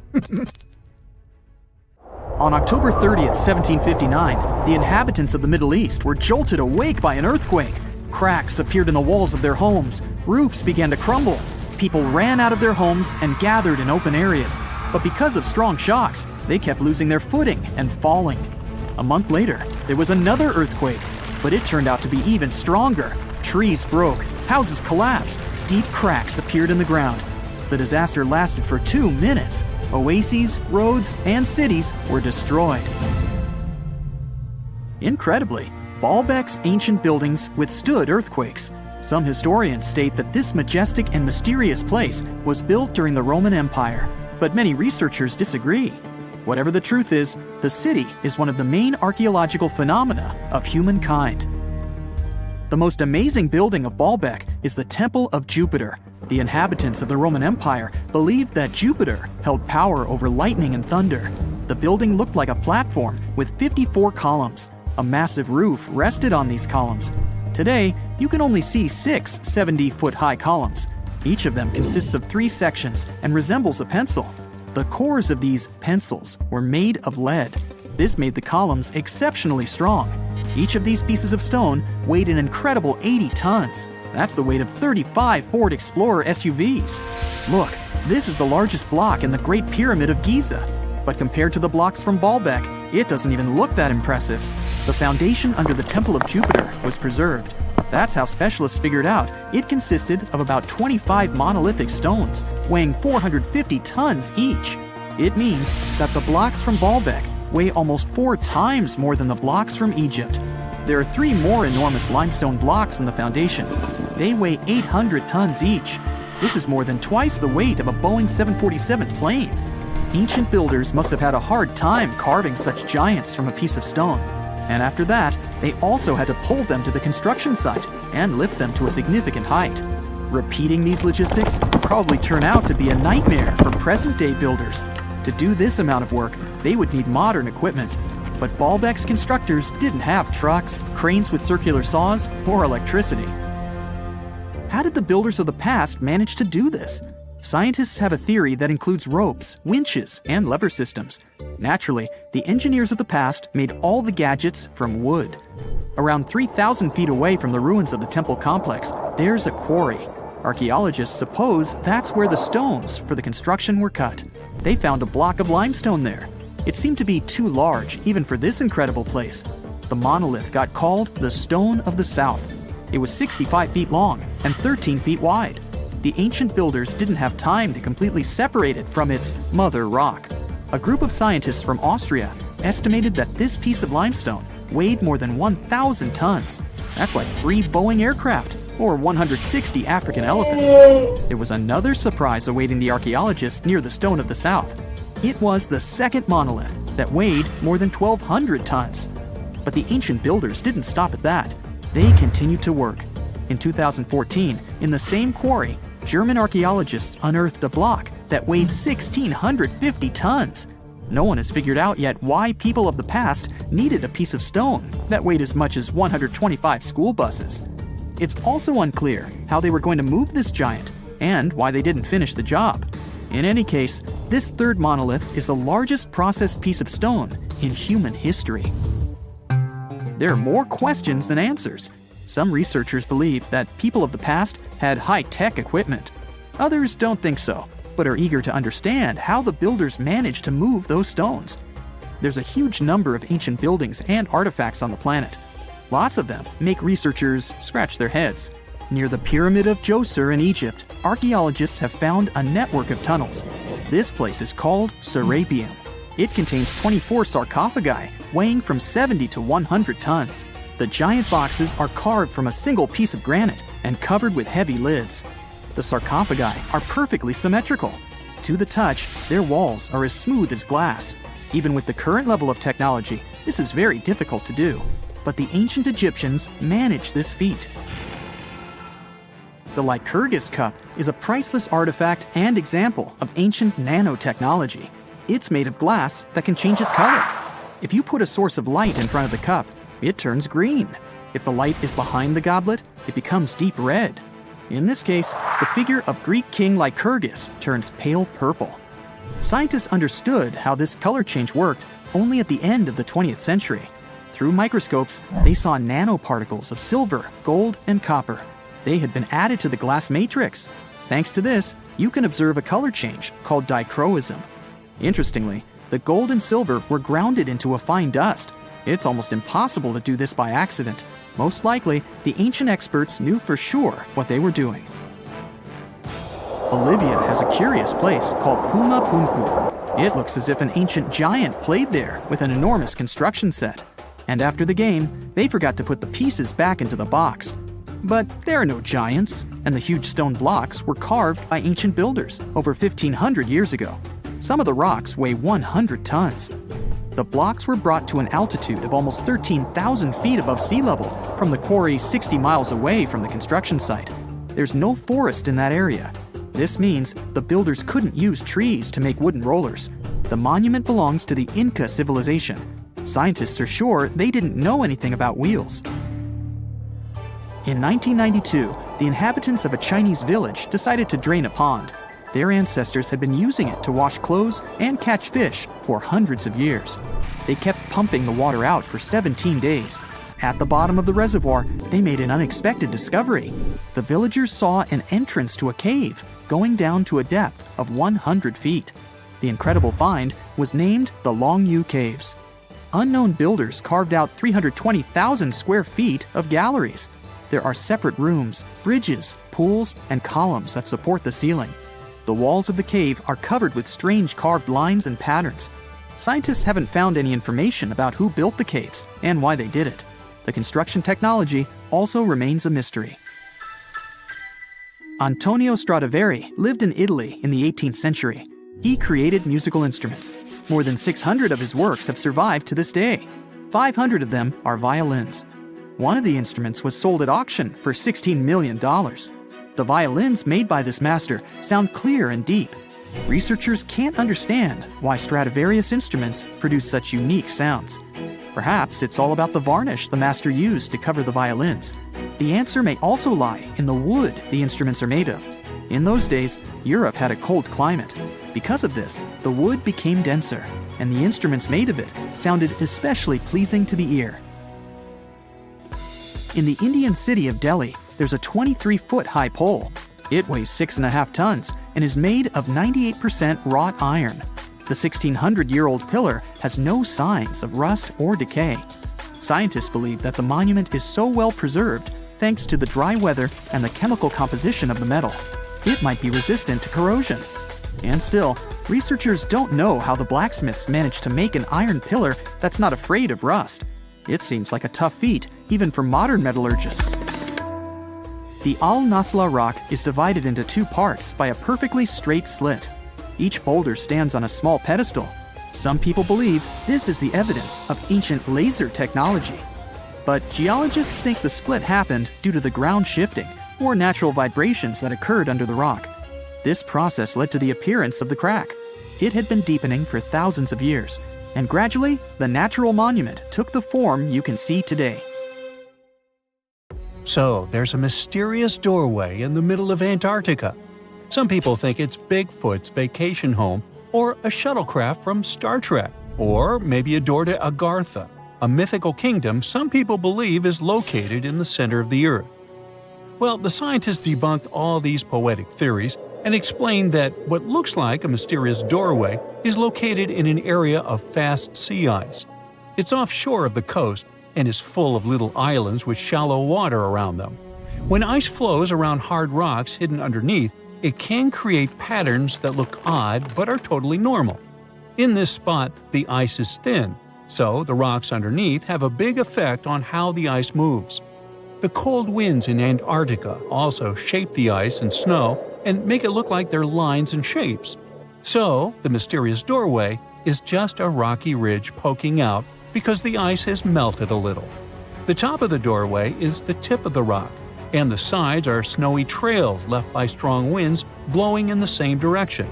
It's essentially an iceberg that got stranded and is melting in one place. One YouTuber found another out-of-place mysterious object more than 150 miles off the shore of Antarctica, a 400-foot-long ice ship. The internet went wild with theories like that the ship must have ended up there right from the Bermuda Triangle. But there was no scientific proof that it was a ship and not just a large chunk of ice. And once some other internet users revisited the place, they noticed the ice melted in the summer and the hypothetical ship was gone. Another mysterious Google Maps find in Antarctica was a pyramid. And before you make up an exciting theory about how the ancient Egyptians built a secret base here, I have to tell you it turned out to be just a mountain. It's part of the tallest mountain range in Antarctica that stretches for almost 250 miles. It's not the first pyramid on this continent, as explorers from the British Antarctic expedition found another unusually shaped mountain and nicknamed it the Pyramid. But this one didn't even have a pyramid shape. Here's one Antarctic find that definitely won't disappoint you: a giant ice shelf that reminded scientists of the Grand Canyon. A special submarine robot named RAN covered over 600 miles under the thick ice and brought back some amazing footage of icy mountains, valleys, flat plateaus, and swirly patterns made entirely of ice. One of the strangest things RAND found was giant bowl-shaped holes, or scoops, in the ice. Sadly, scientists lost track of the robot. They think that curious Wendell seals may have accidentally bumped into RAND and caused it to get stuck. To save energy, RAND probably shut itself down, and the scientists couldn't find it again. But the team is hoping to build a new robot and continue exploring this icy canyon to see how the patterns under the ice might change over the years. Another huge Antarctic canyon was found thanks to bad weather. A team of sound experts had to pause their work at the Casey Research Station in a storm. Instead of waiting around, they decided to use the unexpected free time to map the seafloor near Adams Glacier. And that's how they found a canyon that is almost 7,000 feet deep, almost 30,000 feet wide, and stretches over 28 miles away from the glacier. During the mapping, they discovered just part of the canyon before they had to go back to the research station. But when bad weather came in again, the ship went back and mapped more of the canyon. They were working in waves up to 13 feet high and super powerful winds, but they managed to get about 15 hours of data to complete their map. On the way back to Australia, they stopped one last time, and now they've got a full picture of the canyon. Studying it is helping scientists learn more about the history of glaciers and the interaction between the Antarctic ice sheet and the ocean. Now, there's a frozen lake in Antarctica called Lake Enigma. For a long time, people thought the lake was completely frozen solid. But during one expedition, researchers found that under the thick ice, there was a layer of liquid water about 40 feet deep. To learn more, they drilled through the ice and sent down a camera to explore what was hiding in the lake's depths. The lake's water, which they think comes from the nearby Amorphous Glacier through a secret underground pathway, was filled with strange microbial life. These tiny microbes lived in mats that covered the lake bed. Some of the mats were thin and spiky, and others looked like crumpled carpets, or even small tree-like shapes that grew up to 16 inches. Many of the microbes could make their own food through photosynthesis, just like plants do, and it gave the lake a high amount of oxygen. One of the coolest discoveries was a type of microbe which usually lives in low-oxygen places. Lake Enigma might be similar to environments on icy moons like Europa or Enceladus, so it could mean that these moons also have hidden water under their ice and possibly microbial life too. One more mind-boggling discovery from Antarctica is tiny pieces of amber in mudstone, found here for the very first time. It took scientists years of studying incredibly well-preserved fossilized roots, pollen, and spores that they found back in 2017. Amber proves that resin-producing trees once grew in Antarctica, part of a lush rainforest that existed near the South Pole during the mid-Cretaceous period. Back then, disclaimer, I wasn't around then, the trees would have had to survive through months of darkness during the long Antarctic winters. Scientists believe they adapted by going dormant for a long time. The amber pieces the scientists found are tiny, but they are beautiful shades of yellow and orange with bumpy surfaces that show how the resin flowed out of the trees. This resin likely leaked out to protect the trees from insects. It was preserved because water quickly covered it and kept it safe from sunlight and air. A scientist was browsing through satellite images for brown trails of penguin waste and found 4 new colonies of emperor penguins at the base of the globe. These new colonies likely have been around for years, though 3 of them are rather small, with fewer than 1,000 breeding penguins each. One of the new colonies was found close to a place called the Lazarev Ice Shelf, where there used to be a larger penguin colony. They thought this colony went extinct in 2019, but it seems the penguins have just moved a bit because of changing sea ice conditions. So studying them can help us learn more about how emperor penguins adapt to changes in the environment. Now, there used to be a giant river system in Antarctica 40 million years ago. Researchers found proof of it after studying soft sediments and hard rocks from the frozen seabed. They looked at tiny bits of radioactive elements, like uranium and lead, and learned that the deeper dirt came from the time of dinosaurs. The dirt closer to the surface was younger and had an interesting pattern, like the kind you see in river deltas today, such as in the Mississippi River or Rio Grande. Scientists found tiny signs of life in the sand. The river that once flowed here started in the Transatlantic mountains and traveled 930 miles before it reached the sea.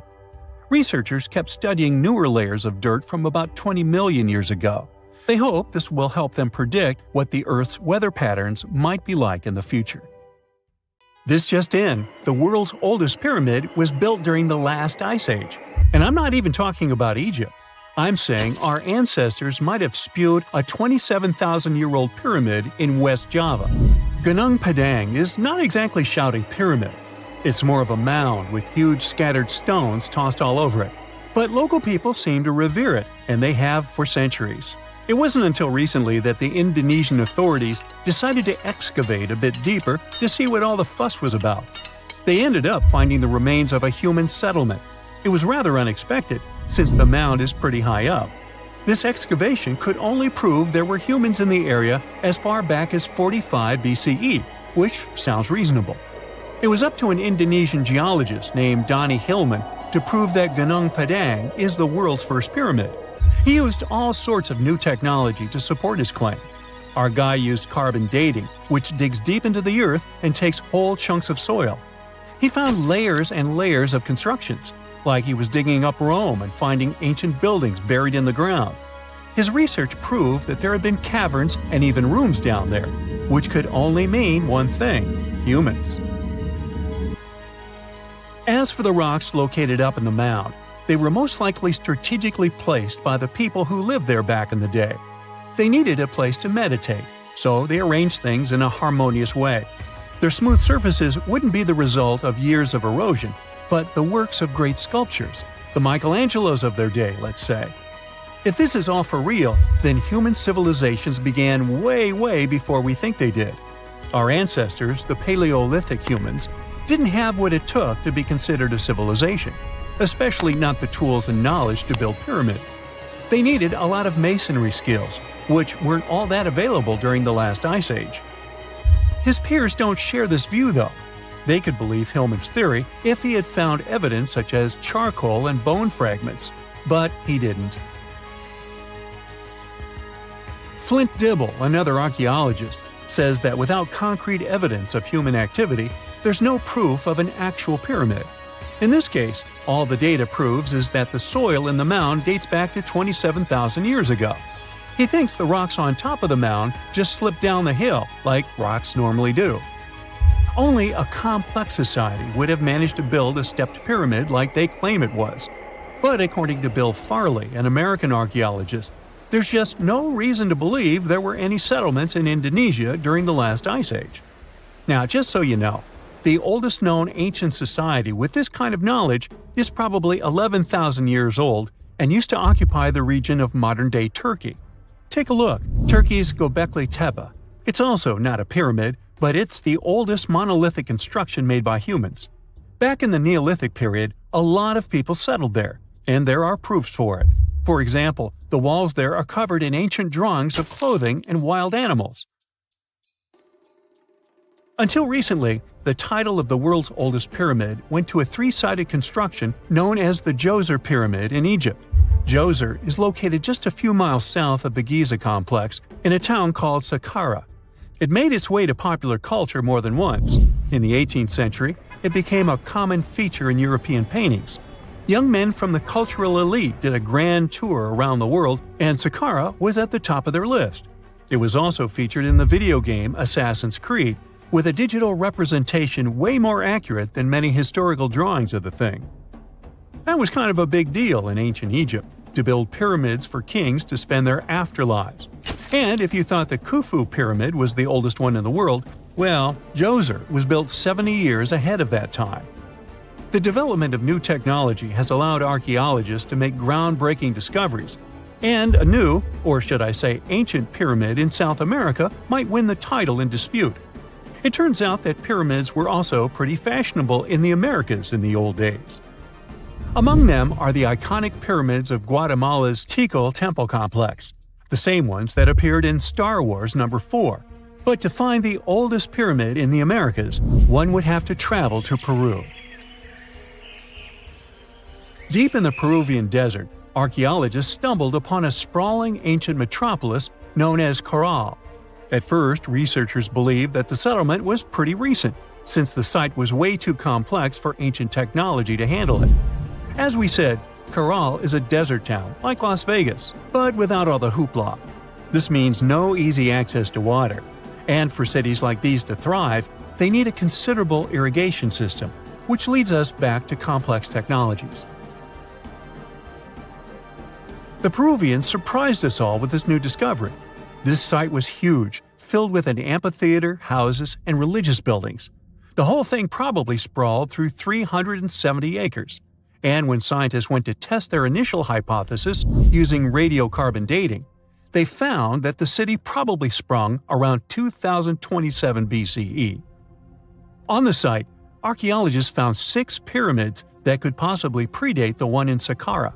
As far as they know, both civilizations coexisted in the same time period, in opposite parts of the world. But since researchers can't pinpoint the exact age of Caral's pyramids, it's pretty hard to guess which civilization completed their pyramid first. If only we had a crystal ball. Now, it just so happens that the shape of a pyramid is something that nature is able to produce all on its own, leaving us modern-day humans a bit confused. A classic example is the Japanese site of Yaonagani, which also goes by the name of Japan's Atlantis. The entire monument is about the size of 5 football fields and the height of a 5-story building. Explorers and scientists believe that Yaonagani dates back to 10,000 years ago. For Japan's top marine geologist, Professor Masaki Kimura, Yaonagani is the heritage of a lost civilization. Kimura has dived into exploring the ruins over 100 times over the past 10 years. To him, there are clear signs of human activity down there. Check out this triangular-shaped pool on the monument's surface. Kimura thinks it's actual proof of humans, because this triangle-shaped concave is a historical symbol of water fountains in the region. As it happens with a lot of these cases, not all scientists are convinced the same. For many, Yaonagani is probably the result of thousands of years of erosion, and the fact that the monument is composed of one massive rock leads them to believe it is not really human-made. Sure, these huge basalt columns may look like the ruins of a palace, but they're most likely the result of the intense volcanic activity in the region. And speaking of natural formations that really look like a human made it, a pyramid on Mars has been a hot topic lately. Humans have been keenly trying to prove that there is life on Mars for quite some time. But some are stretching it really far, saying that little green or gray people built a pyramid on the planet to try and build their own civilization. This picture was taken over a decade ago by the Mars Reconnaissance Orbiter, the MRO, but it started to resurface recently. It shows what looks like a 3-sided pyramid. Some people claim that the smooth side of the pyramid could only be the effect of otherworldly work. Then science comes along and explains that Mars is home to one of the deepest canyon systems in the whole solar system. The so-called pyramid is located in what is known as the Kandor-Chasma region. This Martian region has a bunch of similar formations that are nothing more than the result of erosion. Nothing supernatural going on there, apparently. At some point in its long and very interesting history, our dear planet Earth was sort of snoozing, just doing its planetary thing, spinning around the sun. And then, bam, life starts getting fancy. Plants and animals start strutting their stuff, showing off their complexity. Fast forward a bit, about 65 million years ago to be exact, and a cosmic disaster strikes, or at least that's what we presume. An asteroid probably smashed into Earth, wiping out the dinosaurs and other big animals. We can't pinpoint specifics about the asteroid, but we do know that it was extremely large and it crashed into our precious planet, creating a dusty mess that settled everywhere. You can still find remnants of that dust layer in sedimentary rocks today. If you dig beneath it, you'll uncover a whole bunch of fossils. These prehistoric creatures were living it up before the asteroid crashed the party. Think of it as the planet going on a cleaning spree, leaving a bunch of empty spaces waiting to be filled. And guess who took the opportunity? Mammals! These furry little critters were the ones to rise to fame. But why is it that this disaster became such a great opportunity for mammals? It's pretty simple, actually. With no big bullies around, they grew, multiplied, and had a population expanse. All kinds of mammals joined to fill in the blanks. Primates, rodents, basically, the whole furry gang. We're talking about placental mammals, marsupials, and even egg-laying mammals, adding some serious variety to the mix. We like to think of primates as our closest relatives here on Earth. What's their story? Well, around 63 million years ago, just a couple of million years after the dinosaurs' final dance, the primates decided it was time for a family reunion. They split into two groups, the dry-nosed primates, who became the cool monkeys and apes we know today, and the wet-nosed primates, who went off to become lemurs and aye-ayes, hey-hays. The fun didn't stop there. About 58 million years ago, the dry-nosed primates began their own little mission.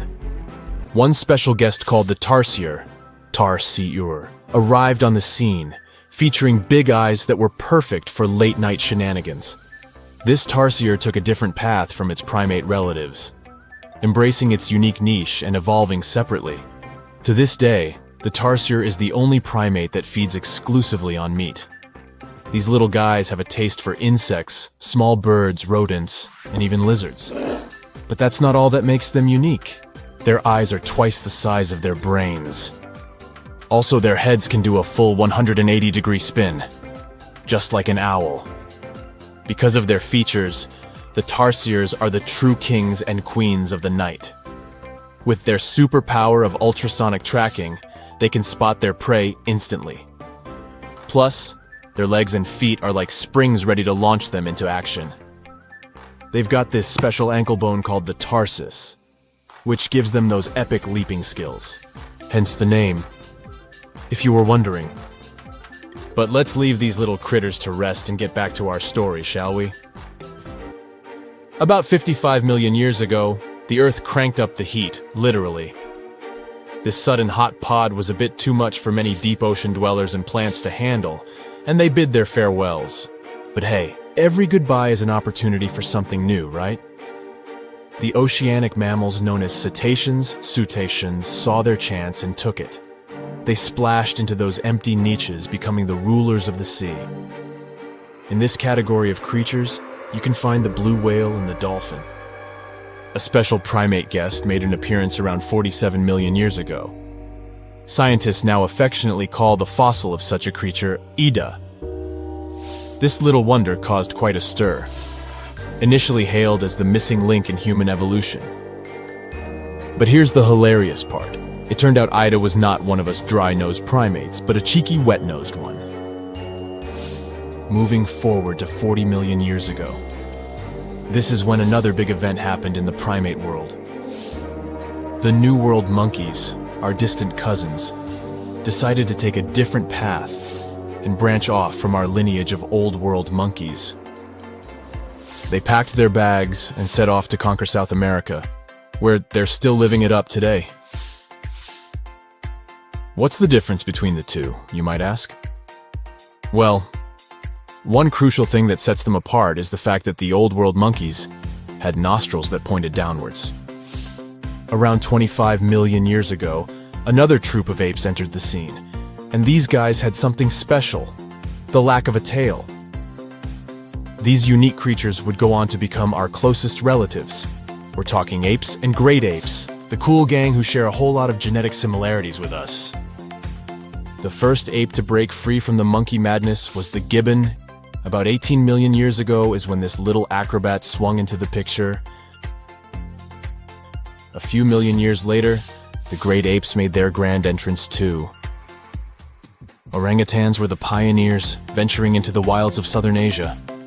We're getting closer and closer to the present. It was 7 million years ago when the great apes took a major fork in the evolutionary road. One path led to our ancestors, the future Homo sapiens, and the other path led to chimpanzees and bonobos. These two primate branches remained united for a few million years before finally going their separate ways. 5.6 million years ago, a game-changing ape, called Ardipithecus, made its way into our evolutionary history. It had a special talent, bipedalism. That's right, this was one of the first apes to walk on 2 feet, probably making its primate buddies raise an eyebrow or two. The real showstoppers, however, arrived around 4 million years ago, the Australopithecus crew. These were the earliest members of the Hominina hominina subtribe, our tribe.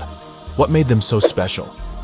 Well, probably the fact that they brought some serious tools to the game. Stone tools, to be precise. It seems that at some point in their evolution, these clever primates started using stones to make their lives easier. Now here comes a crucial turning point in our story. About 2 million years ago, our ancestors faced a food shortage. Survival of the fittest was the name of the game, and 2 strategies emerged. Group 1 went for stronger jaws, allowing them to chomp on tough foods like nuts. Group 2 had a different idea. They opted for weaker jaws, but bigger brains.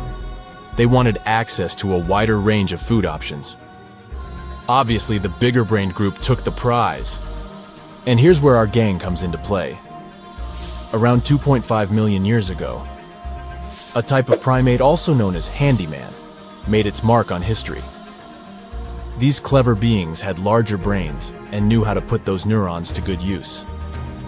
About 1.9 million years ago, a new star emerged, Homo erectus. These creatures not only walked upright, but also had brains that were almost twice the size of the handyman's.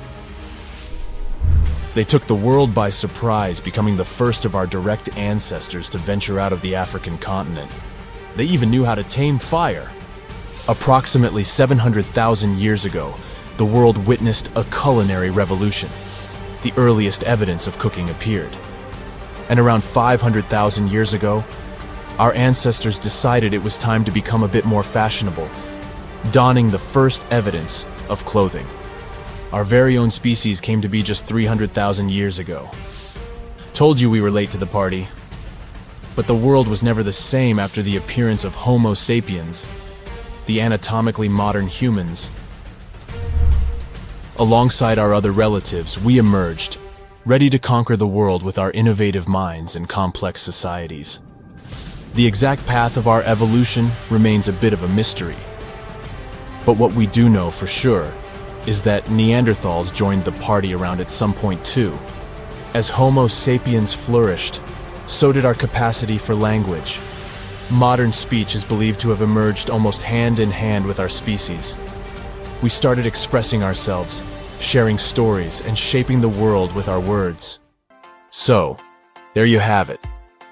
It took 13.8 billion years of cosmic history for humans to make their entrance. Think about it. 99.998% of the time since the Big Bang, we weren't even around.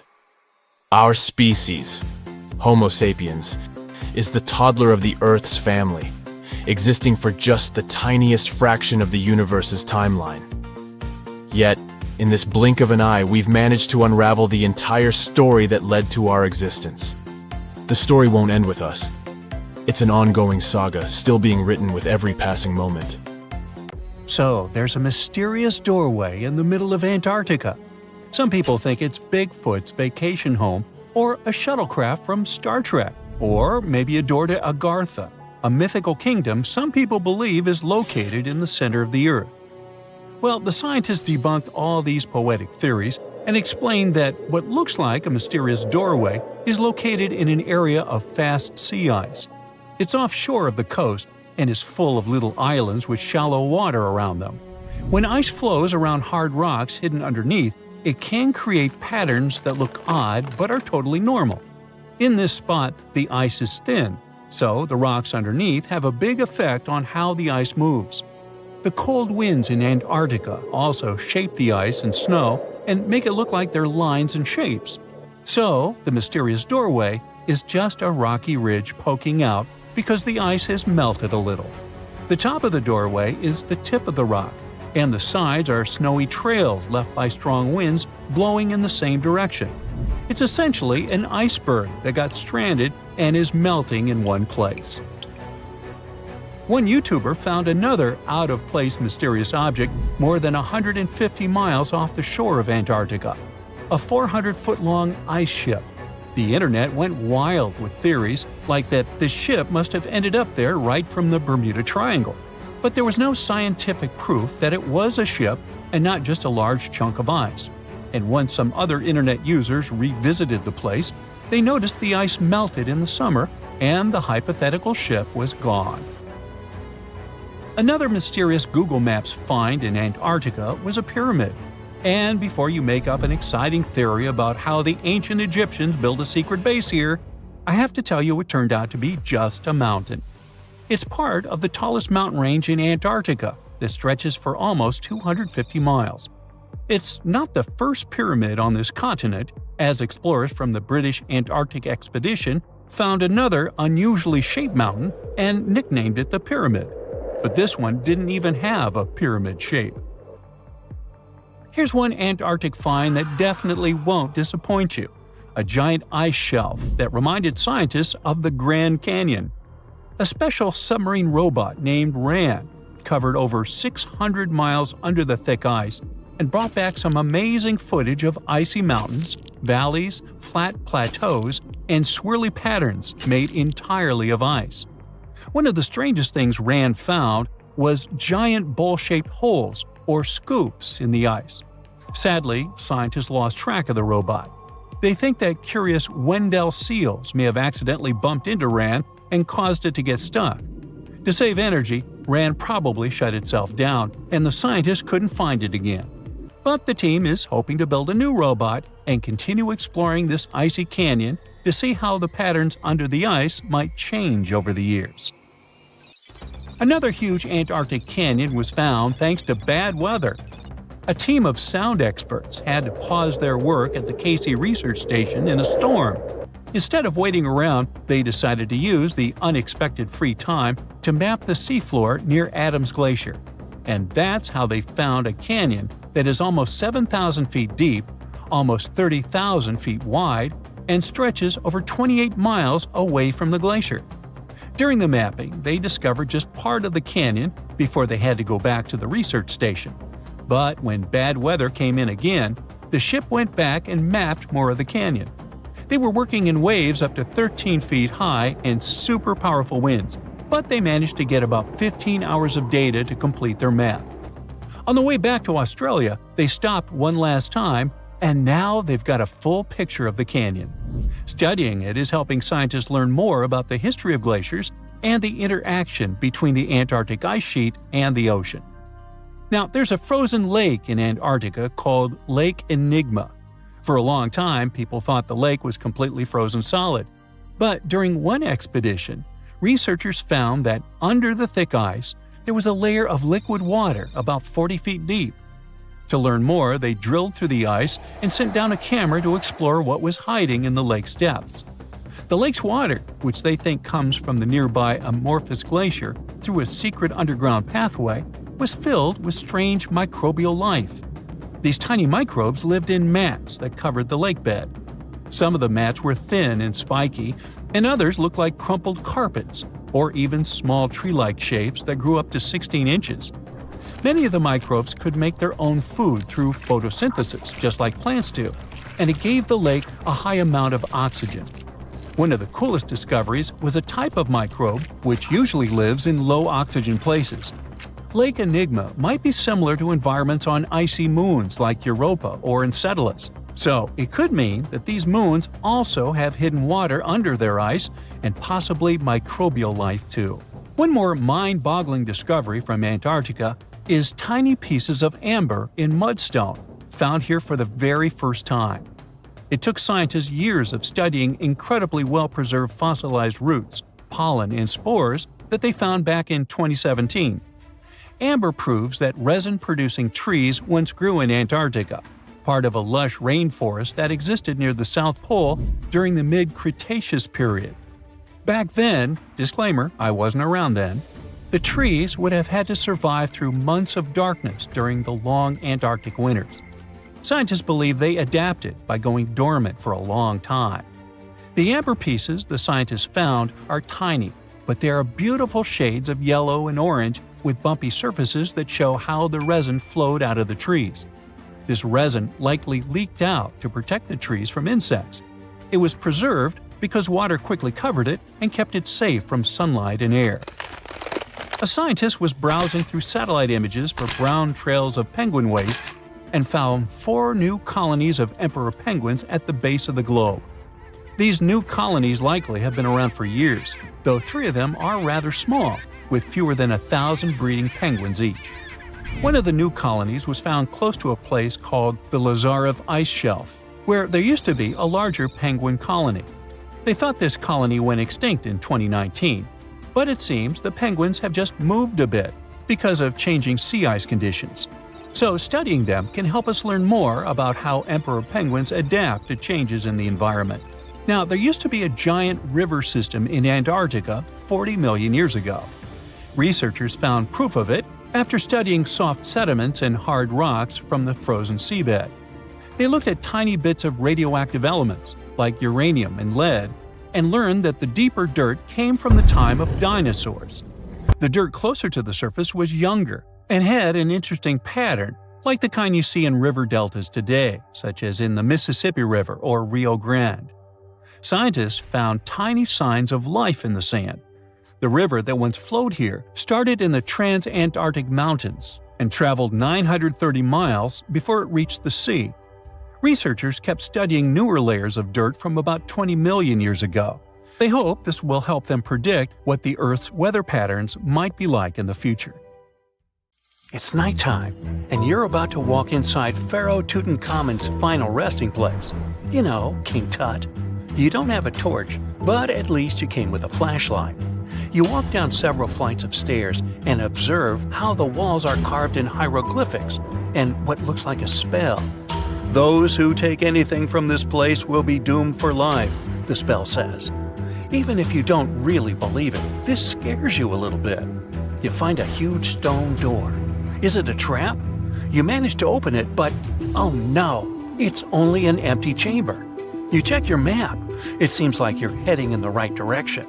After what feels like hours, you realize you must be trapped inside a labyrinth. You try to retrace your steps, but you can't find the door where you came in from anymore. That's it, you think to yourself. You've fallen for the Pharaoh's trap. What's worse, you didn't bring a lunch. Okay, so we've all seen Hollywood movies where the main character is exploring ancient ruins and faces some seriously dangerous traps, right?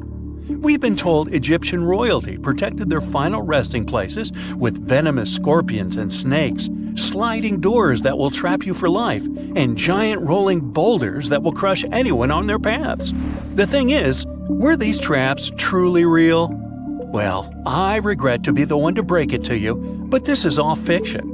These elaborate traps were too technologically advanced for ancient civilizations to pull off. That is not to say, however, that there weren't any traps at all. Ancient civilizations, like the Egyptians and the Mayans, are known for their practice of building entire monuments dedicated to the ones who had passed away. These structures would often reflect the position of person occupied in society.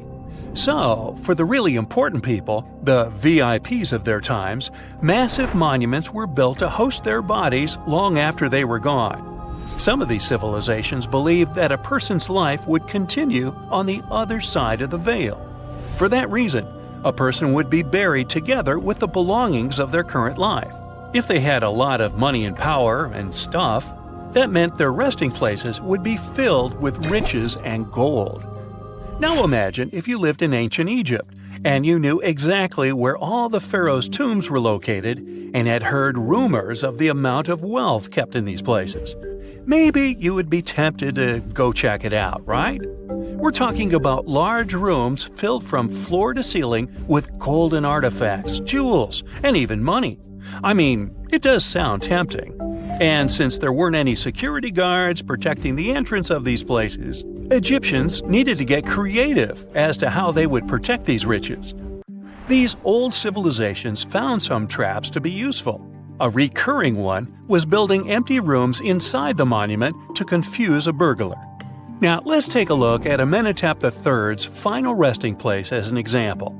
It was built in the city of Luxor, in a spot also known as the Western Valley of the Kings. Two French engineers originally discovered the monument between 1905 and 1914 CE. The structure is huge and has more than 10 chambers, connected by long corridors and steep stairways. The King's Chamber is the most hidden one, and for an outsider to try and find it, they will probably enter a lot of empty rooms beforehand. Other pharaohs tried to protect their riches by commissioning monuments with false doors concealing pits that were up to 20 feet deep. This way, an unwarned and unwanted visitor would be surprised by the deep hole on their way to the king's resting chamber. Alongside false doors, pharaohs made sure to build labyrinth-style corridors and false walls. This way, robbers could take hours or days before they found the king's real chamber. As to pits with poisonous snakes on them, if there were any reptiles inside these monuments, they probably got inside on their own, and would most likely not stay there for long. There is no way snakes would survive years and years without food inside these pits. So yes, another Hollywood-induced belief right there. If these traps seem boring to you, archaeologists did find an interesting deterrent in the final resting place of the Red Queen of Palenque in Mexico. Palenque was one of the most powerful Mayan cities in pre-Columbian Mexico, and the Red Queen was believed to be the grandmother of the last Mayan king, undoubtedly a person of immense importance to the empire. In her honor, a huge monument was built to keep her body after her passing. The discovery of the tomb itself was already thrilling. Archaeologists found an ancient monument when digging at the site back in 1994. The first thing they found was a room with a hidden door. Once they opened the door, they discovered a long corridor. Finally, at the end of this corridor was the Queen's chamber.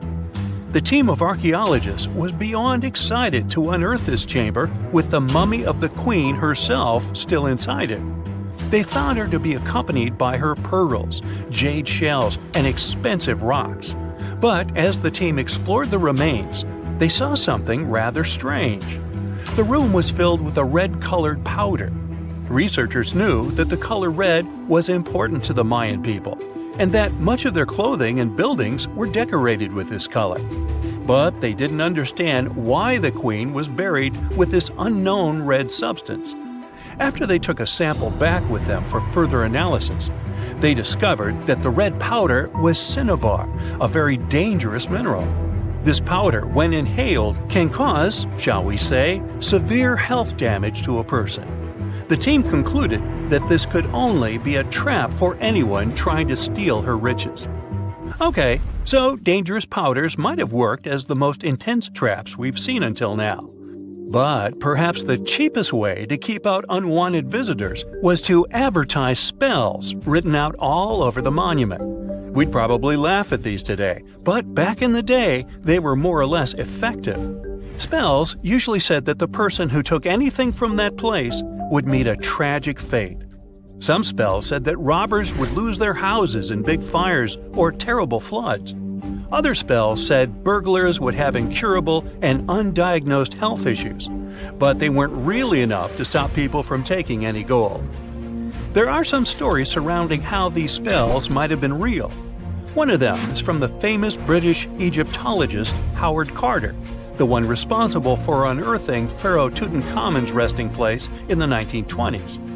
After months of unsuccessful digging, Carter discovered the tomb's existence by chance.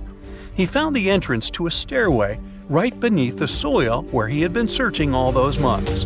With the help of a team, he cleared the piles of sand blocking the stairs and discovered a doorway. The door had several royal symbols carved into it, and Carter knew this could only mean a very important person had been buried there. And he was right. With a chisel, he made a hole in the top left-hand corner of the doorway and lit his vision with the help of a candle. He couldn't believe what he was seeing, the reflection of several golden and jeweled items crowding the chamber before him. Lost for 3,000 years, Carter had just discovered the final resting place of King Tut. But the story didn't finish here. This discovery was accompanied by a series of unfortunate events that led people to believe it had something to do with the pharaoh's spell. Carter himself mysteriously passed away just a few years later, and some of his assistants lost their houses in floods, just like one of the spells threatened. Some say it's just coincidental, as there's no real proof of these things being connected. Well, what do you think? Was this an effective trap after all? Pretty soon, you'll be able to charge your phone in your pocket while walking around the house. And meanwhile, your electric car will refuel while just standing in your driveway. Power will run to all your gadgets through the air without any wires whatsoever. I know it sounds a bit sci-fi, but scientists have figured out how to do it. Don't worry, they're not going to zap electricity through the air like lightning. Instead, they'll use something much safer: magnetic fields. Let's say you have a special coil of wire that makes a magnetic field when it gets power. If you bring another coil close to it, that second coil absorbs the energy and turns it into electricity. That means you can power things without plugging them in, like a light bulb that turns on all by itself. And according to scientists at the World Health Organization, these magnetic fields are completely safe. Now, I suspect you've already used an early version of wireless electricity. When you place your electric toothbrush on its charger or the phone on the charging mat, electric energy jumps between them. There's a special coil inside the charger that creates an invisible spinning energy field when it gets electricity from the wall. The toothbrush or phone has another coil inside it that catches this energy and turns it back into electricity to charge the battery.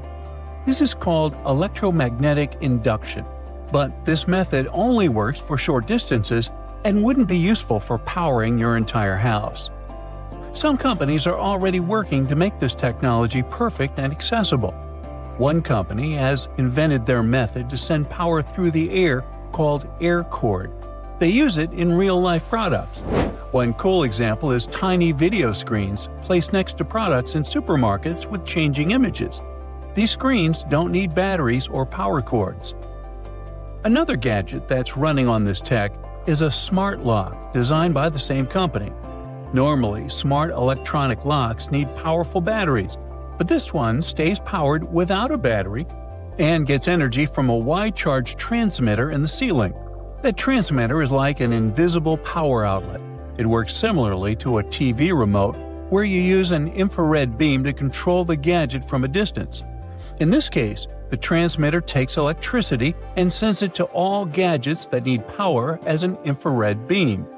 The transmitter analyzes each device to see how much power it needs, just like a Wi-Fi router manages the internet for different devices. If no devices need power, the transmitter goes to sleep, but it wakes up now and then to check if anything needs charging. Nikola Tesla, a brilliant inventor and electrical engineer who made significant contributions to the development of electricity, would be really happy to see all this come true. He believed he could build a system that would transmit electricity and communication signals through the Earth's ionosphere all over the world. To prove his idea, he built a special Wardenclyffe Tower in New York. His plan was to use the Earth itself like a giant electrical circuit. In 1899, Tesla traveled to Colorado Springs, known for its big thunderstorms. He built a lab there to test his wireless electricity ideas. The high altitude and frequent lightning storms made it the perfect place for his experiments. Then he returned to New York, and with money from a wealthy investor, he started building the Wardenclyffe Tower. Tesla placed iron rods and copper plates under the tower to help send power through the Earth. There would be a huge metal dome on top of the tower. By 1902, the tower and lab were mostly built, but Tesla ran into funding problems. The Wardenclyffe Tower never worked as Tesla had hoped, and in 1917, it was torn down and sold for scrap. In any case, Tesla's idea only worked for short distances. The farther the electricity had to travel, the weaker it became. Scientists needed a way to send energy over long distances, and they found two viable solutions in the middle of the 20th century: microwaves and lasers. In 1964, engineer William C. Brown flew a tiny helicopter for 10 hours using only microwave power. Then, in 1975, Brown and a NASA scientist, Richard Dickinson, sent 30,000 watts of power over a mile using a research station called Venus. But there was still a problem. Half of the power was lost before it reached its destination. Over the years, technology kept improving. Computers, lasers, solar panels, and transistors became more advanced and opened new horizons for wireless electricity. It could eventually help us switch to cleaner energy from fossil fuels like coal and gas. New Zealand-based company Emrod uses power beaming technology that starts with electricity from the power grid and turns it into microwaves. These microwaves travel through the air from a sending antenna to a receiving antenna, which turns them back into electricity that we can use. But there's a problem. Various kinds of waves work in different ways. Microwaves can travel long distances without losing much power, which makes them great for sending energy to remote islands or factories. But if you try to send microwaves all the way from space, you'd need a receiver the size of a city. Lasers can make the energy beam smaller and more focused, which means the receiver can also be tiny. But lasers can be blocked by things like clouds, fog, or dust. Right now, power beaming won't replace power lines over huge distances, but it could be used for smaller projects like charging flying taxis and delivery drones in the sky, powering robots in cities and factories, and replacing backup generators during emergencies. Countries all over the world are investing in power beaming. Europe is focused on clean energy. The Japanese Space Agency hopes to have a giant solar power station orbiting Earth, collecting sunlight and beaming electricity down to us by the 2030s.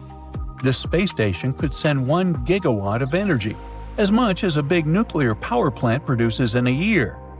The space power station is still a work in progress, but the technology is getting better and cheaper. So, in the future, we might have a world where there are no more tangled wires, no more ugly power lines, and even free electricity for everyone. Japanese scientists are now working on another groundbreaking tech, a special machine that can turn sunlight and water into hydrogen fuel. This clean energy source could one day power cars, homes, and even entire cities. The current reactor is as big as a small house. It works by using photocatalytic sheets, which act like tiny solar panels that absorb sunlight and trigger a chemical reaction. This process splits water molecules into oxygen and hydrogen. It allows the hydrogen to be collected and used as fuel. Right now, the process isn't efficient enough to produce hydrogen on a large scale. Most existing methods of making hydrogen still rely on fossil fuels. But the scientists behind this new reactor found a better way.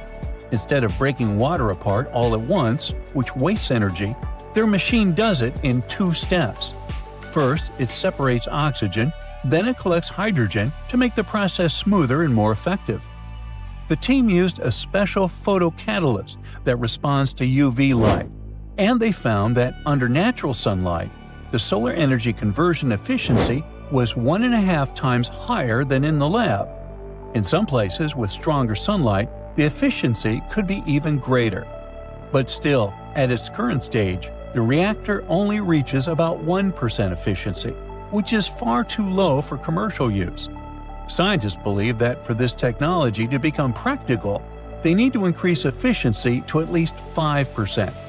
To make this happen, they need better photocatalysts and larger reactors. And they would also need to find safe ways to handle a tricky byproduct, which is a highly flammable gas created during the process.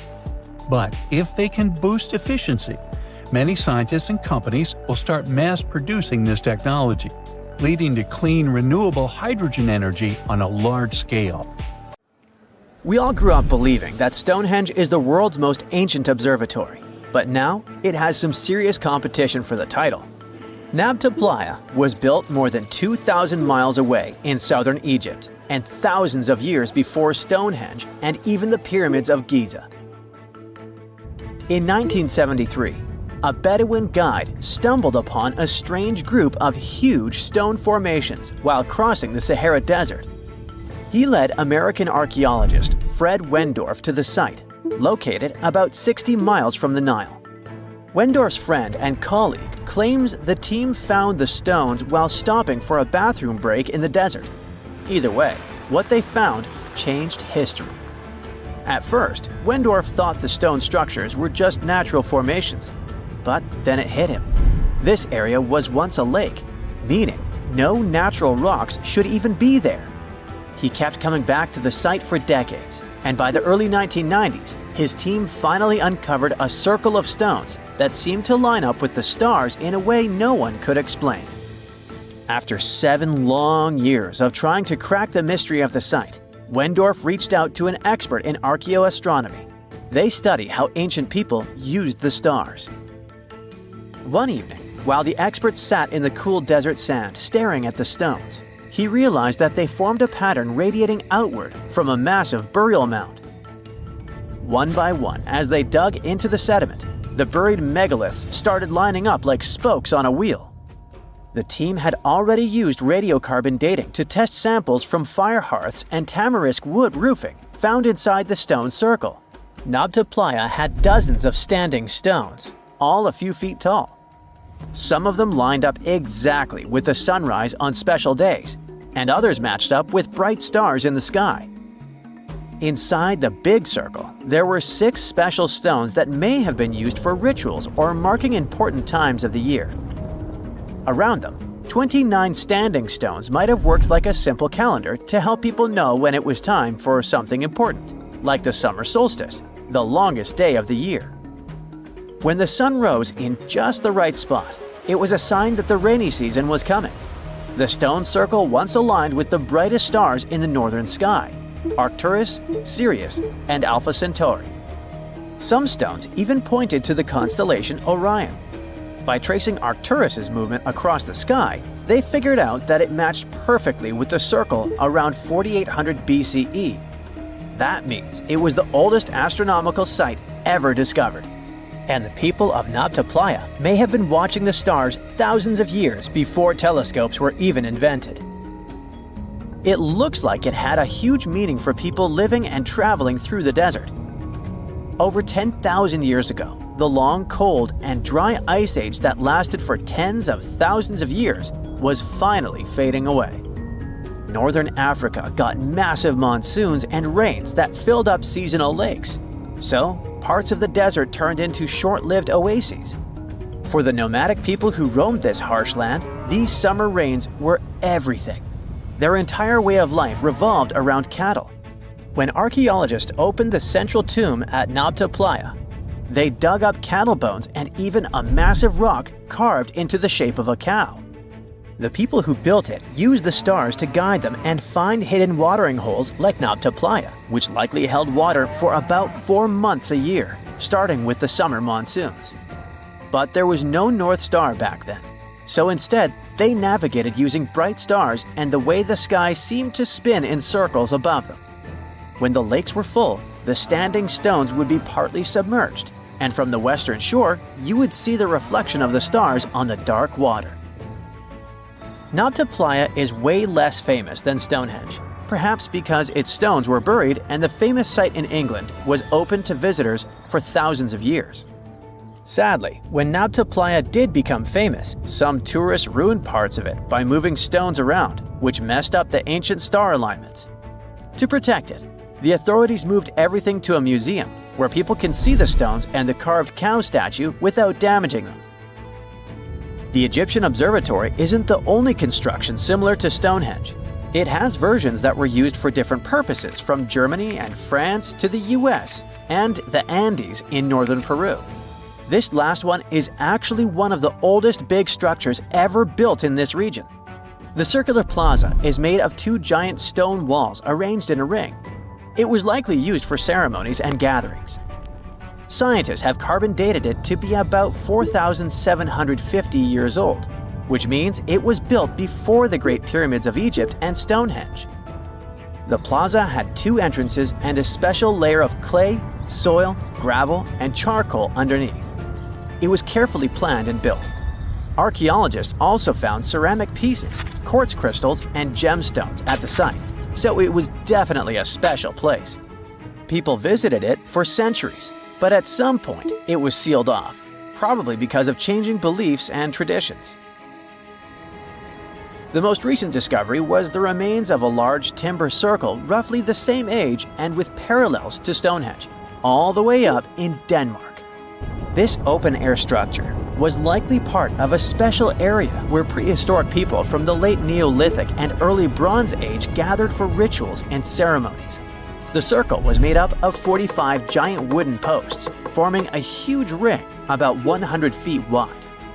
The wood is gone now, but scientists believe tall timbers once stood in the holes and created an impressive wood henge. No one knows exactly what these circles were used for, but archaeologists have found animal bones and food remains at similar sites. So people probably used to gather there for feasts and rituals. In 2024, scientists found 2 ancient stone circles from the Neolithic period in Dartmoor National Park in England. Some archaeologists believe they might form a sacred ark. Many of Dartmoor's stone structures were built in a curved shape on the high ground in the center of the area.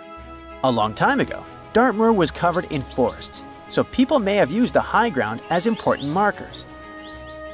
One of the newly found circles fits inside this ark, but the other one is outside of it, to the north. This could have been an entrance point into the ark. There's also a raised bank of earth near the stones, which looks similar to other famous Neolithic sites, like the Ring of Brodgar in Scotland and Stonehenge itself. This means the people who built these circles may have visited Stonehenge or been inspired by it. Archaeologists in Oman found ancient stone monuments called tralith, which got the nickname Arabian Stonehenge. They were finished about 2,000 years ago, but no one knows for sure who built them or why. Scientists also found stone hand axes that are incredibly old, between 300,000 and 1.3 million years old, from the time when the first humans left Africa. At another site in central Oman, archaeologists discovered a Neolithic tomb from around 5,000 to 4,600 BCE. There are 2 chambers with the bones of dozens of people inside beneath a giant megalithic structure. Nearby, they also discovered rock carvings that were made by people who lived in the area. And then there is another Stonehenge look-alike, this time in Saudi Arabia, that was used as an apartment complex thousands of years ago. Archaeologists discovered a total of 345 stone circles by looking at aerial photos of a lava field. Each circle is between 13 to 26 feet and has at least one large standing stone in the middle. These structures still have remains of stone walls and doorways. Stone circles like Stonehenge are often linked to ceremonies and rituals, but scientists say that many early houses were actually built in round shapes, and rectangular homes only became common much later in history. You have about $130 million. What would you do with it? Fly into space or buy an island? There are many ways you can spend this much money, but one anonymous investor used it to build an extravagant underwater city. The project is not finished yet, and a lot of people are currently working really hard to make this crazy idea come to life. If all goes well, in the near future, living under the sea may become a reality. In the past century, there was a limestone quarry near the Welsh border in England. In the 1990s, it became flooded and turned into a lake 260 feet deep. Now, there's a large construction project going on around it. Trucks transport materials and people in overalls construct huge modules that look like giant futuristic submarines. These modules are called sentinels, and they will become the buildings of a small underwater city. Builders and engineers create durable stainless steel materials that allow these houses to withstand a depth of up to 650 feet. This is the upper limit of the twilight zone, where very little sunlight penetrates. Large squid and other creatures live in this zone. Imagine waking up in an underwater hotel room and seeing a giant squid staring at you from the dark. Or even worse, you see a huge eye watching you as you wake up. This could happen if sentinels were successfully installed in the depths of the ocean. Meanwhile, let's return to our project on a small lake. The project is called Deep. Its goal is to make life underwater as comfortable as possible. Inside living modules, builders install bedrooms, kitchens, bathrooms, and observation windows. People will access them using small submarines. However, it's not as simple as calling a taxi. To live underwater, you need to train under the guidance of experienced instructors to test yourself in underwater life simulators. The cost of living there will likely be expensive, but it's worth it. At least you will be well fed. A chef will develop a special menu, and all food will be stored in vacuum-sealed bags to preserve its flavor and nutrients. It all sounds great, but there's a question. Who is financing this project? No one knows the answer. Deep is funded by a secret investor who has already spent more than $100 million. Interestingly, this is not the first attempt to create an underwater dwelling. For example, Jacques-Yves Cousteau, a famous diver explorer, first created the Conshelf 1 underwater house in 1962. This was a steel cylinder located at a depth of 30 feet, where 2 divers lived for a week. In 1970, several women also spent 14 days underwater in the Caribbean Sea at a depth of 50 feet. The aim of that project was to study human psychology in a cramped environment, similar to that of a spaceship. Unsurprisingly, that project was partly funded by NASA. Okay, we have windows overlooking marine life, delicious food, underwater parties, and solitude away from civilization.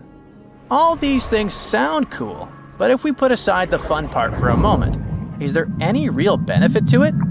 Oh yeah, ocean exploration. Many marine biologists believe that the best way to explore the ocean is from within. Diving doesn't help much since divers are limited by time and body needs. They can stay underwater for only about an hour and a half at a time. Underwater cities could allow us to live underwater for months. But the most important thing is long-term observation of marine life in its natural habitat. In the mid-1990s, a group of researchers wanted to study the development and nutrition of corals. They brought them to the lab for testing and found out that corals reacted differently to tests in artificial environments than in the ocean. Their behavior in a laboratory setting was different from their behavior in the wild.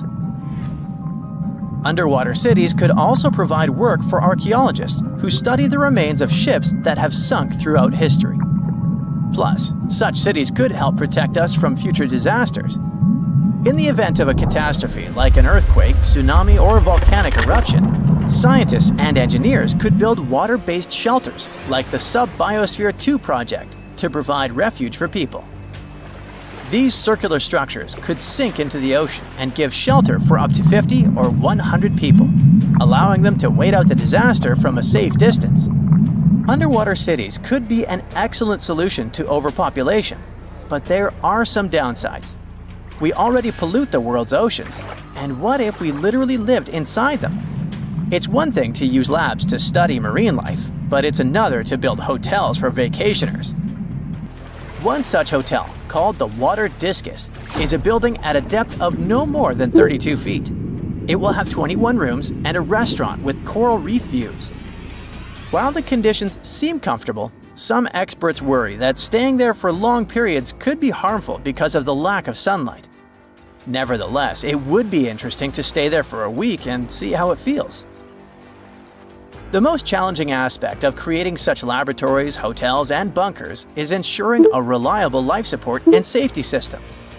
It's crucial that the air, humidity, and temperature be as comfortable as possible for people to live in these structures. However, this requires a significant amount of energy. Currently, all modern underwater buildings rely on external sources of energy located on the surface. But scientists plan to make future underwater projects fully autonomous, using kinetic energy from waves and powerful solar panels to generate power. It's also important to create the right structure for these buildings. Rather than covering an underwater city with a giant bubble, it's more efficient to create several large housing modules. Each module should consist of steel, glass, and special cement. Also, the depth shouldn't exceed 1,000 feet, since a deeper location would require thicker walls because of high water pressure. To load and move these residential modules safely, engineers can use ballast tanks. These are large containers filled with water, which are used to pull the modules down deep into the ocean. Once in place, engineers can release the water from the tanks and fill them with air, causing the house to float back to the surface. And what about fresh air? Fish extract oxygen from the water using their gills, but this method is obviously not suitable for humans. Therefore, we need to deliver air from the surface. It can be piped into the city and mixed with a special substance called sodasorb, which reacts with carbon dioxide and removes it. It would be great if we could generate oxygen inside our underwater cities rather than relying on other sources. This would require farms and plants that can produce oxygen through photosynthesis. But instead of sunlight, these plants would use artificial light. If we talk about complete autonomy, people could get food from the water at any moment, put on scuba gear, a mask, and an oxygen tank, and leave the hotel through an airlock. Use harpoons and fishing nets to catch dinner. Remember to check your oxygen reserves and don't swim for too long. Frying fish in a pan won't work because of strong odors. In an underwater dwelling, air is static like in an airplane cabin, so odors become stronger. Maybe in the future, engineers will create a dedicated cooking area, but for now, you'll have to rely on canned and dehydrated food. If you get bored, go for an underwater walk. Instead of carrying oxygen tanks, use hollow tubes connecting your mask to an air source inside your home. But don't forget that you can't go too far because the length of the tube is limited. Air, food, safe construction. What else? Drinking water. In the future, scientists may create filters in these hotels that desalinate salt water. This water can be extracted from the condensation inside the hotel, as well as from human secretions. Don't be surprised. Astronauts, for example, have been using special technology to filter their liquids and turn them into drinking water for a long time. There you are, trekking across a desert on foot. It's hot, you're terribly thirsty, and now you gotta walk around this stupid wall. Wait, a wall in the middle of a sandy, lifeless nowhere? Exactly, a wall in the northern Saudi desert. Archaeologists have just made a super exciting discovery, and what they found was not just a single wall. No, it was a whole ancient walled city that might date back to 2400 BCE. They think this place was home to around 500 people and could have been used for 1,000 years. This discovery is groundbreaking. It means that the area could have been way more advanced than anyone expected. The city was well organized, with different zones for living, towers and strong walls for protection, and different sections for all kinds of daily life. This ancient city, now called Al-Nata, was basically an oasis town, and it's great since it can give us a peek into what life might have been like in this desert thousands of years ago. Apparently, they had clearly separated areas, like residential sections, a cemetery, farmland, and even a town center. This oasis city, found in the Khaybar area, is the first big organized settlement from the 2nd or 3rd millennium BCE that researchers have uncovered in northwestern Arabia. The first surveys show that this town, which covered about 6 acres, had several districts, including the residential area, the cemetery, and the legal one, with courts. The houses were set up in neat rows, all connected by small roads. Those streets kept the residential area separate from the rest of the town. Back then, most people in this region were nomadic herders, always moving around. But archaeologists have been sure that during the Bronze Age, Northwest Arabia had small walled towns and oasis centers scattered across it. These connected oasis towns were unique, offering secure places for people to live, store goods, and trade. They started showing the beginnings of urban planning, which hints that people of that time were already starting to settle down and organize communities more seriously. The research team estimated that there were about 50 homes in Al-Nata, but that number could go up to 70 as they keep digging. They think that a few hundred people lived there, and probably one of the coolest things is that some houses went up to 3 stories tall. Built on a slope near a couple of major trade routes, this city was set up in a prime spot. Now, one of the most impressive things about this place is its water supply. The oasis had springs and aquifers, which are underground water sources, and such conditions were perfect for farming. Those water sources meant residents could grow their own food, making the town self-sufficient. The outer walls probably helped control who could enter the town and get access to its resources.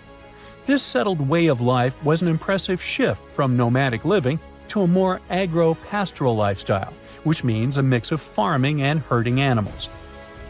Another find that supports this theory is a bunch of tools like grinding stones, mortars, and pestles discovered inside the town. People there must have ground grains and prepared food. They had a diet of cereals, meat, and milk from animals they raised themselves. These astonishing findings show that the inhabitants of the town could easily feed themselves and were surprisingly advanced for that time. Thanks to better access to Saudi Arabia in the past couple of decades, archaeologists now have a much clearer picture of what life there was like thousands of years ago. The most exciting thing is that Al-Nata might have been part of a whole network of similar fortified oasis towns spread across the region, and all of these connected sites could show us how trade routes and small settlements worked together at that time in that arid area. Now, at the same time, this recent discovery isn't the only one that has the scientific world buzzing with excitement. How about we visit Egypt and see for ourselves? After all, archaeologists have just found a stash of ancient Egyptian and Greek treasure underwater. They were exploring the lost city of Thonus Heracleion off the coast of Egypt, which sank more than 1,000 years ago. This city was legendary, and nobody even knew where it was until it was rediscovered in 2000. Now they're uncovering more and more, and on this dive, they found a pile of gold and silver treasures. Those were probably used in rituals to bless Egyptian pharaohs when they took the throne. The researchers even found an ancient Greek temple dedicated to Aphrodite and some super old Greek weapons. Frank Gaudio, the lead archaeologist, said it was astonishing that those delicate objects had survived the disaster that brought the city down. Back in its prime, Thonus Heracleion was one of the biggest port cities in the Mediterranean. It was a huge center of social life and was the main entry point for ships from Greece coming into Egypt. But tragically, due to rising waters, earthquakes, and a catastrophic tidal wave, the soil underneath the city literally turned into mush, and then the entire city sank into the Mediterranean. It was forgotten until Gaudio's team found it in 2000. Since then, they've been uncovering new parts of the city and piecing together its history little by little. If a lost underwater city doesn't seem impressive enough, we can travel to the Amazon. The discovery made there is truly mind-boggling. For centuries, people have talked about lost cities deep in the Amazon, like El Dorado, that mythical city of gold that lured Spanish explorers into the jungle. A lot of them never came back. Then, in the 1900s, a British explorer named Percy Fawcett went searching for what he called the lost city of Z, and he too disappeared. But now, finally, scientists have actually found proof that those lost cities in the Amazon were real all along. A team of scientists use a tech called LiDAR, which basically allows you to see through thick jungle from above by bouncing light beams off the ground. They flew over the jungle in Bolivia in a helicopter about 650 feet up and mapped out those hidden ancient cities. What they found were ruins of a huge urban settlement built by the Kasarabi people who lived there from 500 to 1400 CE. And it wasn't just a couple of buildings here and there. No, the LiDAR maps revealed massive urban centers, pyramids, platforms, roads, canals, and causeways, all carefully laid out. Turns out the Amazon wasn't just an untouched jungle. It was once home to big, complex cities. A scientist from the German Archaeological Institute explained that Europeans had long ignored the possibility of ancient Amazonian cities, but the LiDAR maps showed they were wrong. The new maps have revealed 26 sites, including 11 that no one even knew existed. Researchers have discovered 2 main city sites, Landivar and Kotoka. They had massive moat causeways stretching out like spokes on a wheel, linking the main cities with smaller surrounding settlements. Some of the canals even connected the cities to rivers and a big lake, which allowed water to flow through the area. Over the years, scientists found scattered ruins all over this region, but the thick jungle made it nearly impossible to connect the dots and see if or how they were related. With LiDAR, the whole layout came to life, showing that those sites were part of a much larger organized urban system. It's now also clear that the sites had a greater meaning, since everything is lined up in a way that could be symbolic of the spiritual beliefs of the inhabitants. The Kasarabi culture isn't as famous as the Maya, but they had a thriving society in an area that faced huge challenges, like yearly flooding. And although the nearby Andes had their own monumental sites, the Kasarabi were doing something absolutely unique. They even had reservoirs to store water, which suggests they might have been dealing with occasional droughts, which is pretty unusual for the Amazon. Actually, those terrible droughts could be why the Kasarabi eventually left their cities around 1400 CE. Strange and amazing items are discovered often, but figuring out what our ancestors were up to is pretty tough. Especially when all you have are just some rusty cups and cave drawings. It's no surprise that even the experts in lab coats sometimes make mistakes. But it's not just about dusty plates and huge stones. Sometimes there's even humans with large heads. So grab your digging tools and let's travel back to ancient times to explore incredible societies that even scientists can't fully explain. Sardinia may look idyllic now, but I'm not gonna lie, I wouldn't fancy visiting it 3,000 years ago. Rumor has it, terrible giants roamed around this island back then. People even talk about finding human skeletons over 13 feet tall there, although nobody's ever shown anything to prove it. But the stories will make you wonder because some weird stuff has definitely happened. In 1974, over 5,000 pieces of broken stone artifacts were found in a part of the island called Monte Prama, but instead of being displayed in a museum, they were locked up in an underground vault for about 30 years. Sounds a bit suspicious, doesn't it? When they were finally displaced in 2005, scientists put the pieces together to find statues of 38 giant men standing 8 feet tall. Not quite as tall as the legendary skeletons, but still pretty huge.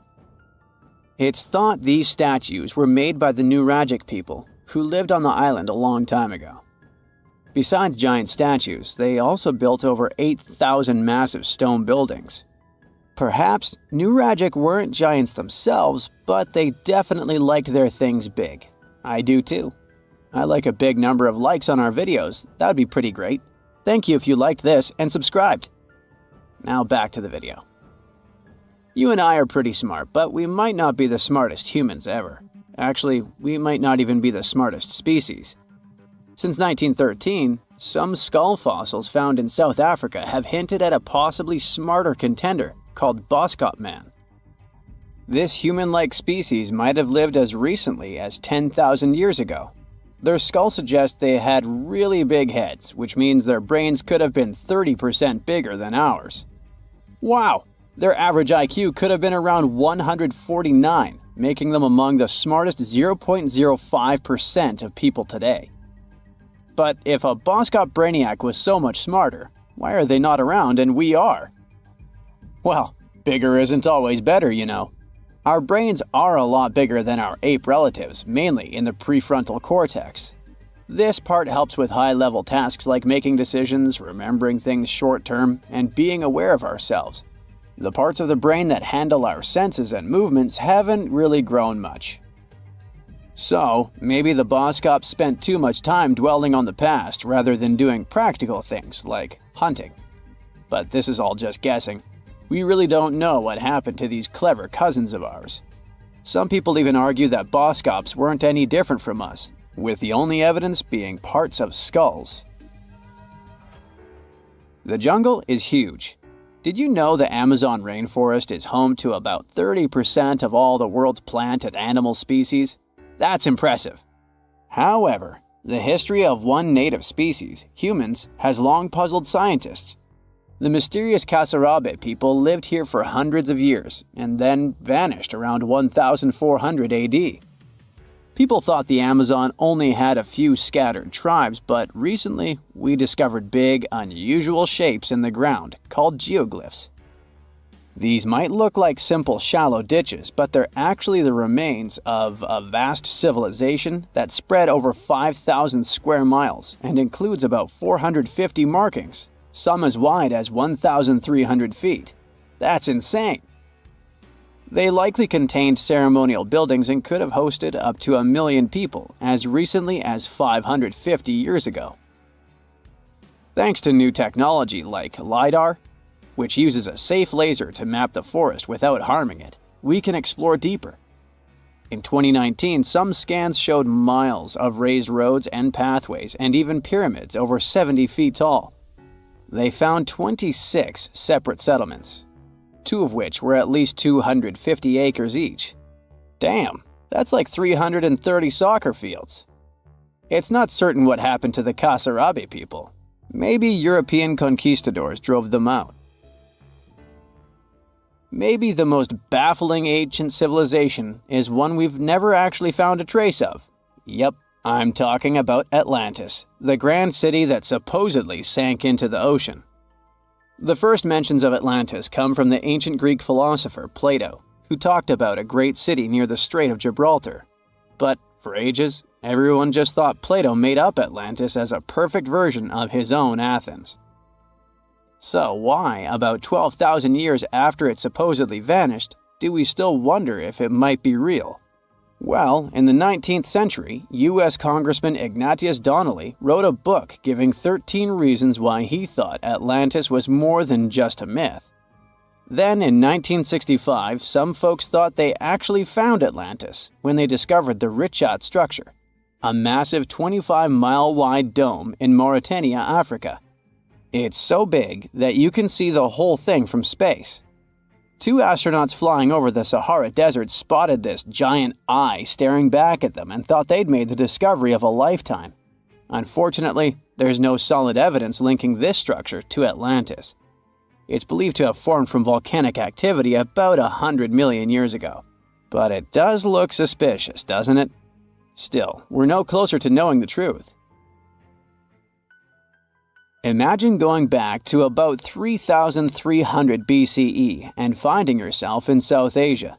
Welcome to the Harappan civilization. These people were way ahead of their time. They had cities like Harappa and Mohenjo-Daro, complete with baked brick houses, sophisticated drainage systems, and even public baths.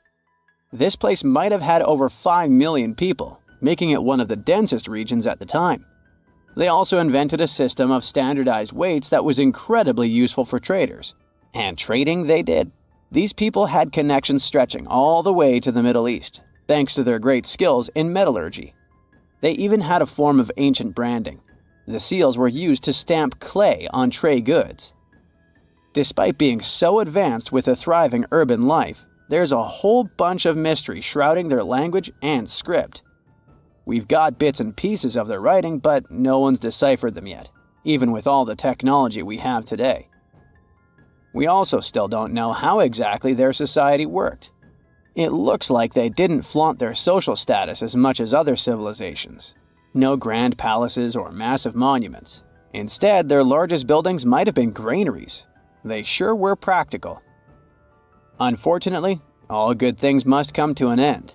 Around 1800 BCE, this bustling civilization started to decline, possibly due to shifts in river patterns. As the environment changed, the Harappans packed up, moving towards more hospitable lands. Ever heard of the Minotaur? The beast with a bull's head and a man's body, hunting the bravest travelers in a massive maze. Well, this wasn't just any old tale. It was one of the most popular dramas of the ancient world. And it was inspired by this place, the island of Crete. The Minoans lived here during the Bronze Age. They had stunning palaces, amazing frescoes, and a culture so rich it still fascinates historians to this day. They built places like Knossos, which was so complex with its multi-story buildings and elaborate hallways that it might have inspired the whole labyrinth myth. Their engineering was so ahead of its time that even their drainage systems were more advanced than what many of us have today. Let me know in the comments which of these stories you find the most fascinating, and thanks for watching. Have you heard of Gobekli Tepe? It's an ancient site in Turkey that literally made historians rewrite history books. Over 11,000 years ago, a group of prehistoric humans crafted an enigmatic masterpiece that's even older than Stonehenge.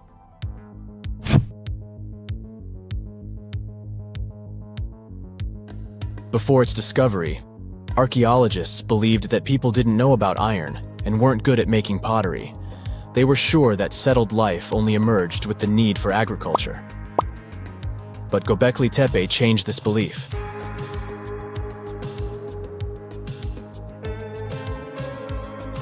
The place has revealed that it was the temple that paved the way for a settled life, not agriculture. Until this discovery, researchers believed that farming was the catalyst for sedentary living.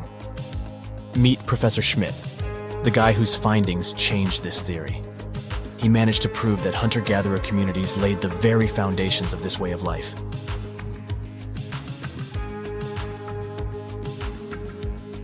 Back in the 1960s, other archaeologists visited the area, but they totally missed the mark. While surveying the region, they stumbled upon a hill with scattered limestone slabs and concluded it was just an old burial ground from medieval times. Little did they know that there was so much more to uncover.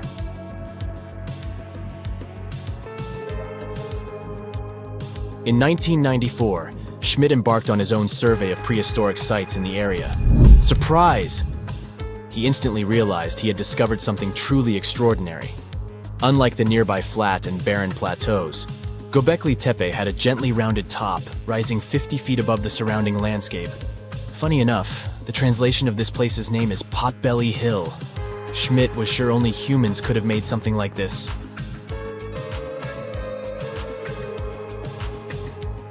Those broken limestone pieces that were mistaken for gravestones turned out to be way more exciting. It was like stumbling upon a hidden treasure. The pieces took on a whole new meaning, and Schmidt with his team was about to dive into the secrets waiting beneath the surface. To their surprise, they found no traces of a settlement. No hearths for cooking, no houses, and none of those adorable clay figurines commonly found in nearby sites of similar age. However, they uncovered that those ancient people used tools like stone hammers. So, Schmidt and his team put their heads together and took a wild guess at the age of Gobekli Tepe's stone structures. Their estimation got backed up by some limited carbon dating done right at the site. The ancient vibes of this place were finally starting to make sense. It was like a puzzle slowly coming together.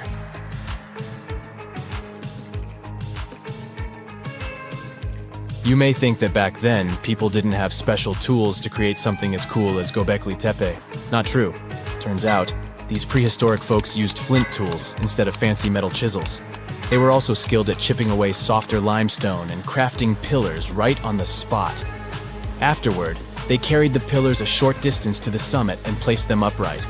Once the stone rings were complete, they covered them with layers of dirt. Over time, they added new rings, and voila! You've got a cool hill to impress people in the future.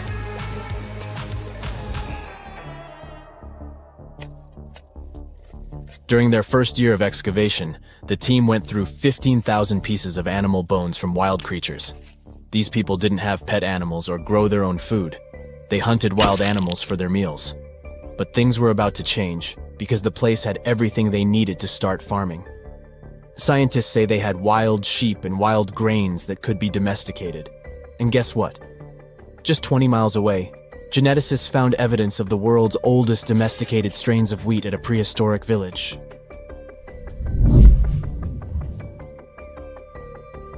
These amazing findings have completely changed how we view civilization. In the past, experts believed that people needed to learn how to farm and settle in one place before they could build temples and develop complex societies. But guess what? Schmidt's research flips that idea on its head. He claims that the incredible effort put into constructing these astonishing structures actually set the stage for the development of advanced societies. It means that societal and cultural changes happened before agriculture. Schmidt has this fascinating hypothesis about Gobekli Tepe. He thinks it could have been a special burial site where people left their loved ones. And here's the twist. The burial site was adorned with fancy statues and symbols representing deities from the spiritual realm.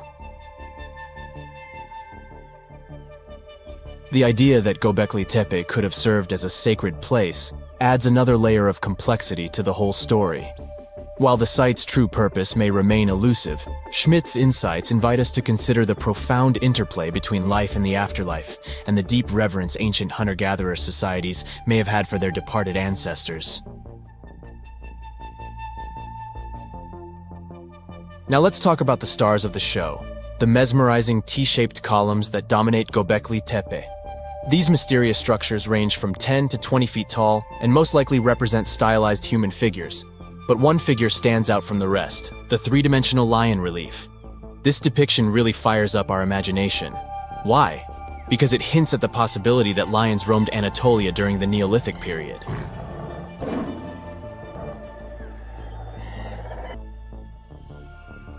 These standing stones are arranged in circles and placed in rectangular pits.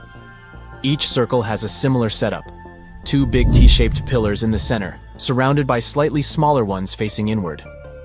Talk about a stylish arrangement. These towering pillars reach a whopping 16 feet and weigh between 7 and 10 tons. Some pillars are plain and simple, while others are like works of art with intricate carvings. Foxes, scorpions, and vultures come to life, crawling and twisting on the pillars' sides. But it's not just animals depicted on these stones. Some pillars have abstract shapes representing humans, and even small carvings of clothing items. Some of them even have belts. Now, there's one pillar that stands out from the rest like a rock star. This super old stone pillar suggests that a comet crashed into Earth. It happened during a chilly period that lasted about 1,000 years. Previous studies examining Greenland ice cores hinted at this comet theory, but now the carvings at Gobekli Tepe prove it right.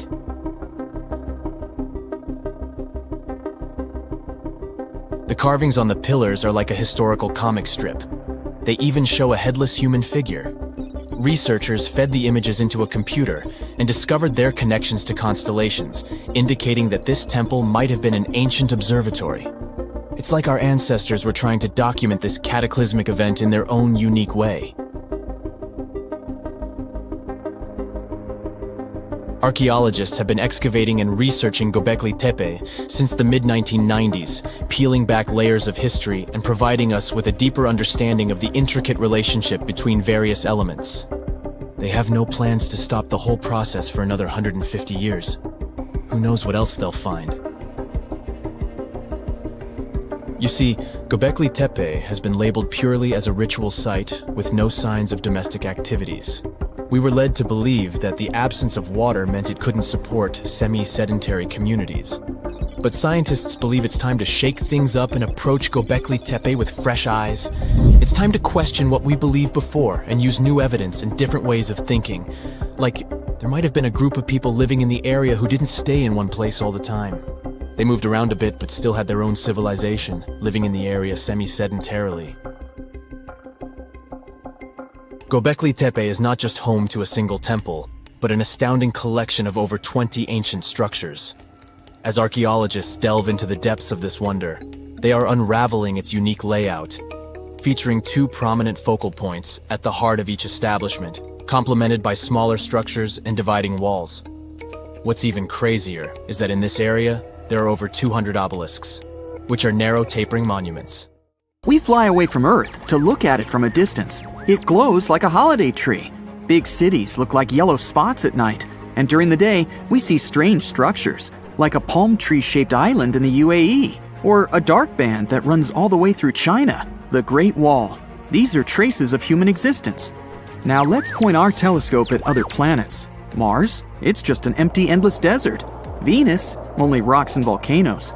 Even if we look into distant space, all the planets out there are deserted and lifeless. Not a single trace of an extraterrestrial civilization. Many people are convinced that life on Earth isn't unique at all. Here's our galaxy. There are billions of sun-like stars. And here is the entire observable universe with billions of such galaxies. There's an almost infinite number of stars, and near each of them, there may be habitable worlds. But we may not have found life on other planets because it hides from us under the surface. For example, there's Europa, a satellite of Jupiter, slightly smaller than our moon. Its structure resembles a soft-boiled egg. Its surface is a hard crust of ice, but if you take a big enough drill, you can get to the liquid yolk, an ocean of water. Jupiter and its satellites are very far from the sun, so it's quite cold there, about 270 degrees below zero.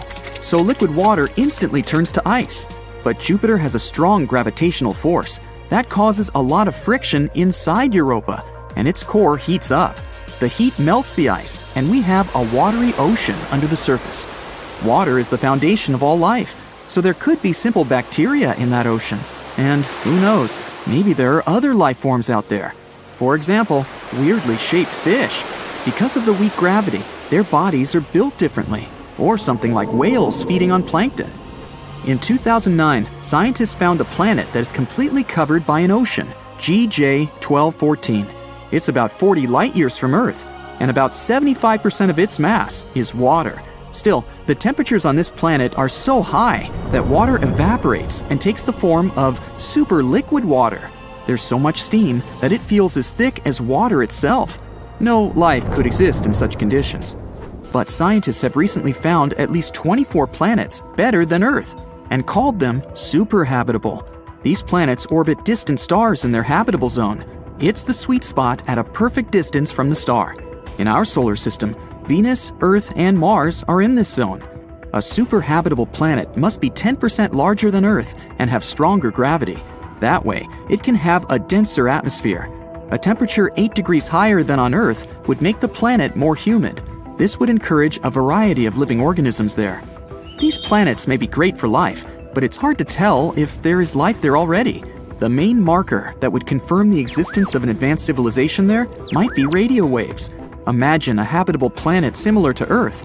In the process of evolution, intelligent beings appeared there, like humans. They're much taller because of low gravity, and their eyes are adapted to the light from another star, much brighter than the sun. Sooner or later, this civilization will have to use radio waves to communicate with each other. We can think of these waves as loud sound from speakers. Here's Earth. We're now actively using radio waves, and the noise coming from our planet is pretty serious. If a neighboring planet had radio telescopes, big dishes that catch these waves, they would realize that life is blooming here. There are many radio telescopes on Earth that are pointed into distant space, waiting for a signal from aliens. But we haven't received anything yet.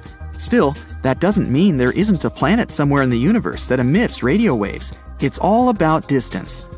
We're jumping 200 light-years to another star. Suppose there's a planet X where life exists. The civilization here is advanced enough to use radio waves, so they release the first wave into space.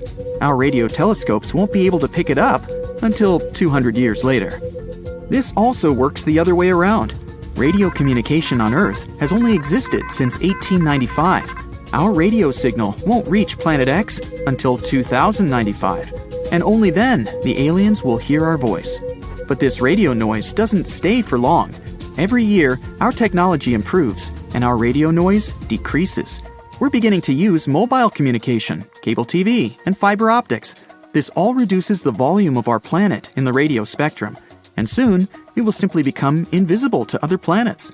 The same thing is happening on the other side. So, the radio waves coming from civilizations are a brief blip on the cosmic scale, and we can't accept radio silence as proof that extraterrestrial life doesn't exist. A giant telescope, which could take a direct photo of a possibly inhabited planet, would change the situation. We zoom in on the photo, and there it is! We see alien cities with tall buildings and lots of antennas. But now, we can't look that far away. We can take pictures of Mars and its satellites, and even their quality misleads us. For example, Cydonia. It looks just like a human face on Mars.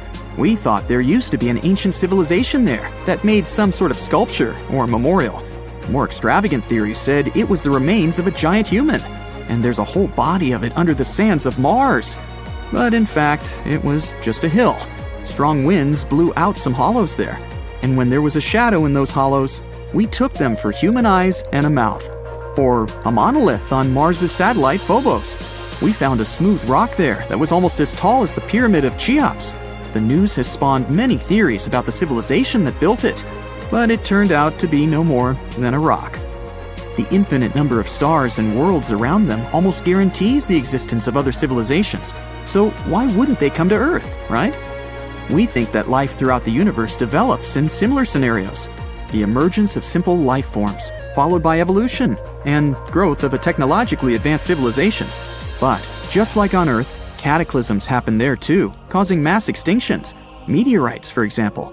Perhaps there was a civilization out there ready to go into outer space, but a huge meteorite, like the one that wiped the dinosaurs off the Earth's surface, made that civilization disappear, and life on that planet began a new cycle from scratch. In addition, the more advanced the civilization, the greater the risk of its self-destruction. Scientists might conduct experiments in machines like the Large Hadron Collider and accidentally create a black hole there. It would begin to swallow everything around it and grow in size.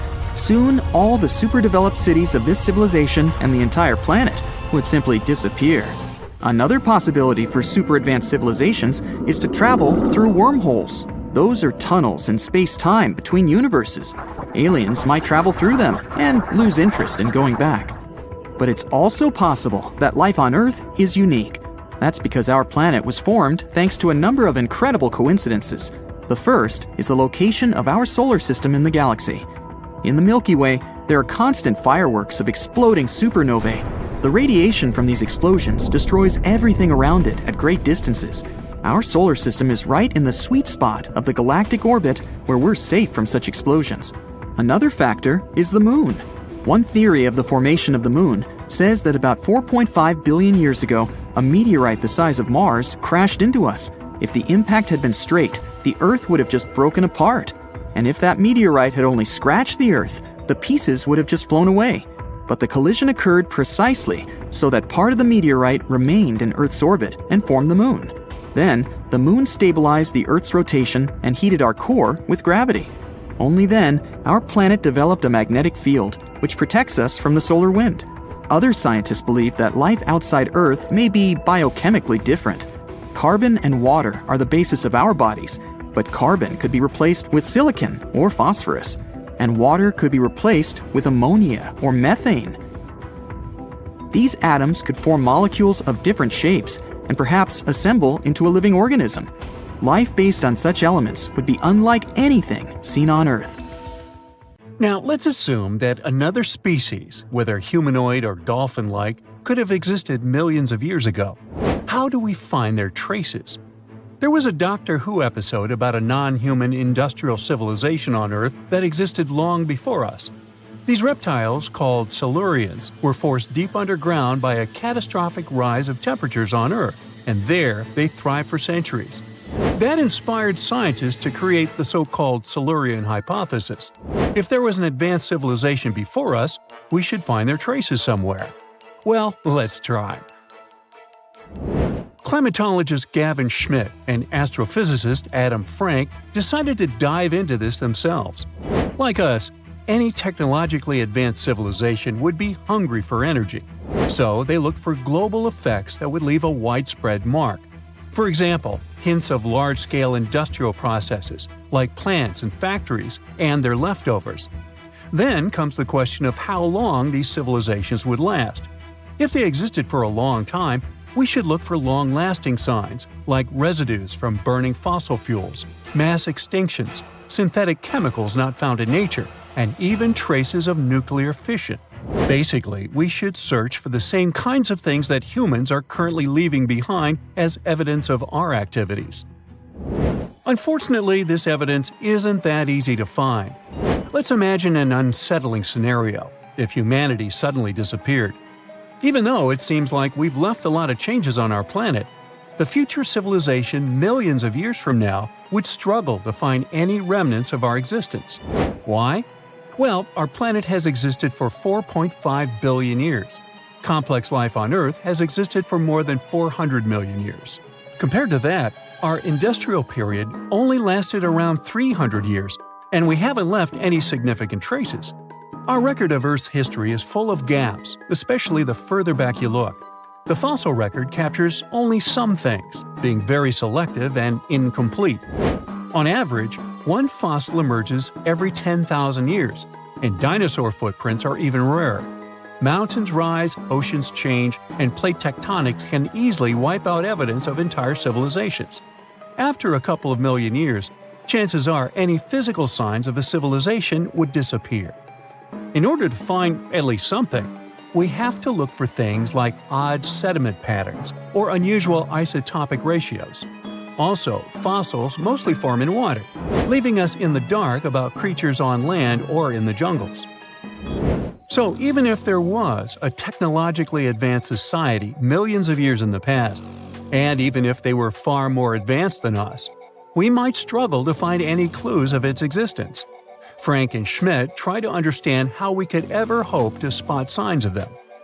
Discovering actual cities would be the ultimate proof of a Silurian-style civilization on Earth. But Adam Frank isn't too optimistic. Even now, our cities cover less than 3% of the surface, making it easy to miss ancient city ruins. Whether a city survives over tens of millions of years depends on whether the land around it is sinking, getting locked into a rock, or rising, getting worn away by rain and wind. So, places like the French Quarter in New Orleans might have a better shot of making it into the geologic record than, say, Haight-Ashbury in San Francisco. When it comes to finding artifacts, the odds are pretty slim as well. No prehistoric iPhone would survive millions of years, fancy glass or not. Finding their fossilized remnants might be a bit more promising, but it's still tricky. Considering modern humans have only been around for about 100,000 years, it's quite possible that we might overlook any traces of an earlier advanced species. There is one thing, though. We could stumble upon their traces in rocks. Our current chaotic era might leave a distinct mark on the Earth's geological history, especially since we're basically experiencing PTM 2.0. I'll get to that in a moment. So they try to look at the changes in the carbon cycle. Humans have been releasing a lot of fossil carbon since the 18th century. This leaves a special mark in the carbon isotope ratio, like a signature that shows the difference between carbon in living things, such as seashells, and carbon in lifeless volcanic rock. Scientists also look for signs in the way sediments are arranged. Large coastal deltas might mean that there were bigger rivers made by folks in this hypothetical civilization. Traces of nitrogen could suggest big-scale farming, where they used a lot of fertilizer. Spikes in metal levels in the sediment could mean runoff from heavy industries. Of course, a single find like that wouldn't tell us anything. Schmidt says the key is to look for multiple signs together. Without clear artifacts, the uniqueness of an event might show in various clues rather than a set of changes linked to a single cause. On a quest for Silurian-style clues, scientists even decided to check the Moon. Some astronomers find it surprising that no one has looked into this before.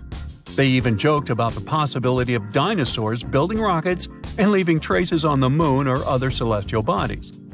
These astronomers think that Earth-like planets tend to erase signs of civilizations on their surfaces. So they're exploring the wild notion that these beings might have been space travelers. In that case, remnants of their technology, known as technosignatures, could be lurking not only on our Moon, but also on asteroids, or even buried on Mars. There they might endure for millions or even billions of years. Unfortunately, so far, despite digging into the past 380 million years and examining all suspicious events, the researchers haven't found a clear match for a technological civilization. They don't give up, though. Frank calls for more investigation. For example, we could study how modern industrial chemicals stick around in ocean sediments. This, he believes, could help us identify similar chemical traces in the Earth's history. If there are no traces, why do we even bother to find something like that? This research is based on Schmidt and Frank's recent papers. They were delving into the Anthropocene. It's the proposed epoch, dominated by human activities on Earth. It's full of these things called hyperthermals. They're prehistoric events when temperatures on Earth sharply increased over a relatively short time. They're like extreme heat waves from the past. A great example of this is the Paleocene-Eocene thermal maximum, or PETM for short. It happened around 55.5 million years ago and saw a rapid rise in global temperatures. Over 200,000 years, the average temperature on Earth jumped from about 9 to 14 degrees Fahrenheit. We studied these hyperthermals to understand how they occurred, from natural causes or human activities.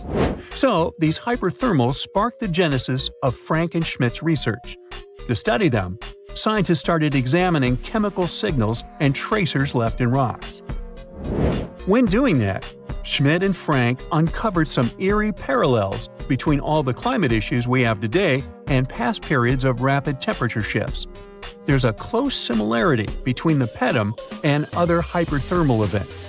So all this work isn't just about solving a historical mystery. Understanding our impact on the environment can guide us to finding better ways to live in harmony with the planet and avoid becoming a forgotten species in the future. Our Milky Way is filled with lots of planets that could be just right for life, but we don't know if there are other civilizations out there. Earth is the only place we know of with living beings. About 200 years ago, people wondered if there might be civilizations on Mars. Back then, it was a real question, but once we got pictures from space probes, we decided there wasn't any evidence for it, and that idea got stuck in our minds. Now, it's not even considered a valid topic for serious science. It's seen as kind of silly. But no one has set clear limits on what could have happened on our own planet a really long time ago. So, even if there is no proof, we shouldn't throw away the possibility. Don't forget, it took humanity a while to recognize dinosaurs. Maybe Silurians are just patiently waiting for their time. Now, how about some surreal hidden places to check out? Grab a flashlight and your backpack, and bon voyage! The trip starts in the mountainous country of Switzerland. You travel to the town of Waltensburg in the eastern part of the country. It's raining and it's very cold, but you still make your way to the bottom part of a mountain, where your first adventure awaits. After climbing up high in the mountains, you see a strangely shaped castle.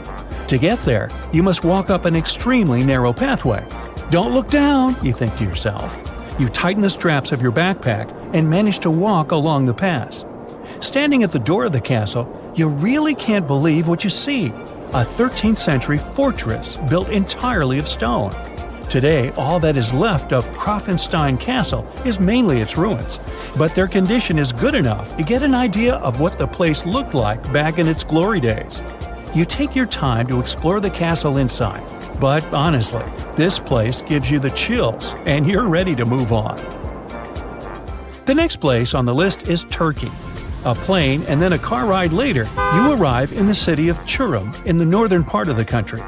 On the outskirts of Çorum, you find a valley filled with old, overgrown mountains and see the beginning of the trail you're about to hike. The way is extremely steep, but it leads to a secret door carved in the mountain.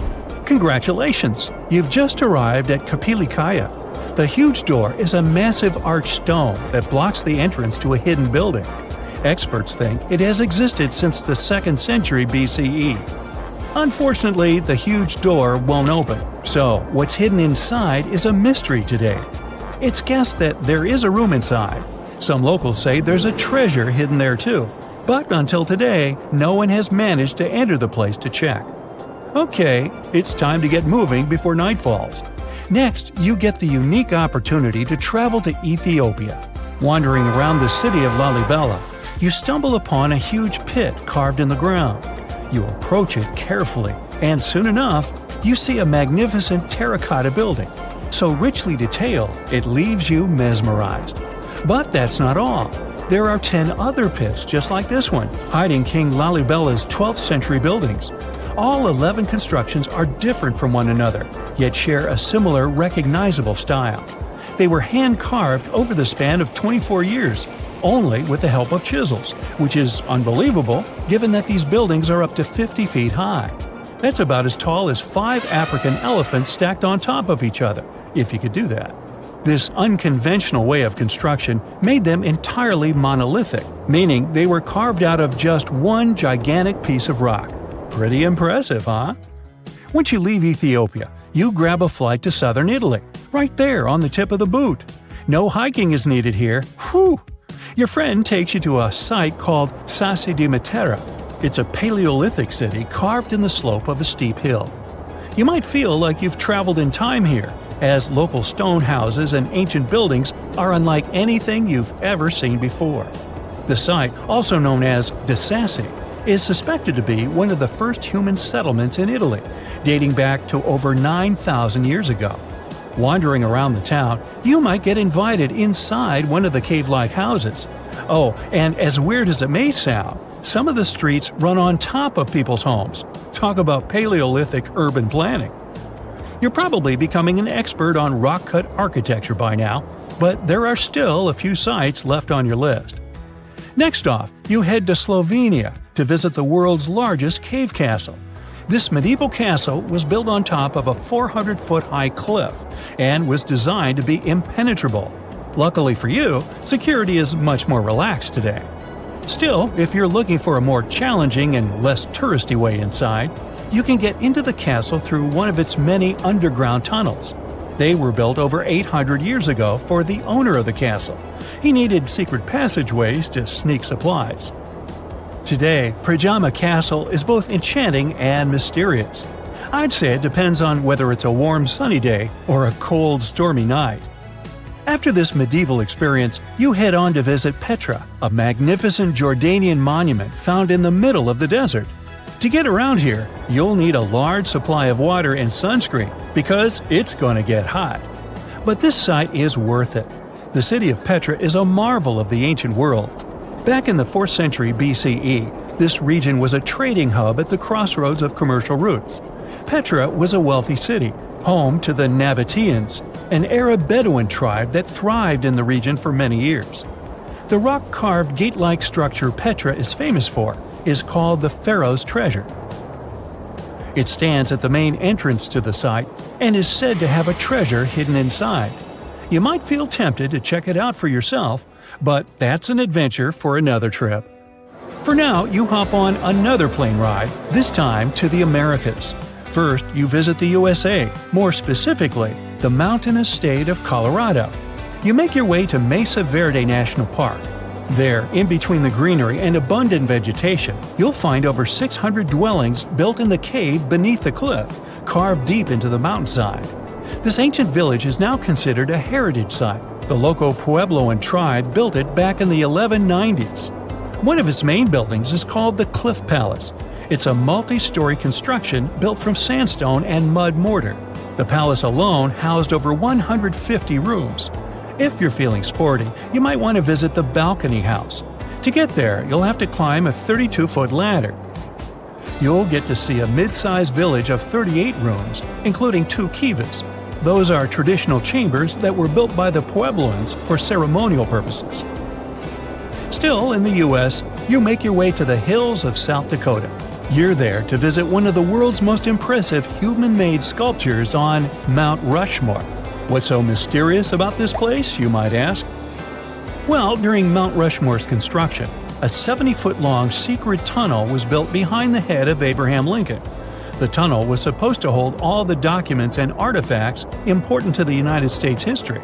After the designers thought it through, they decided it was better to hide them in a safe box in the floor of the tunnel. The box holds the history of how Mount Rushmore came to be carved, as well as a brief history of the U.S. and the 4 presidents depicted on the mountain. Amazing, right?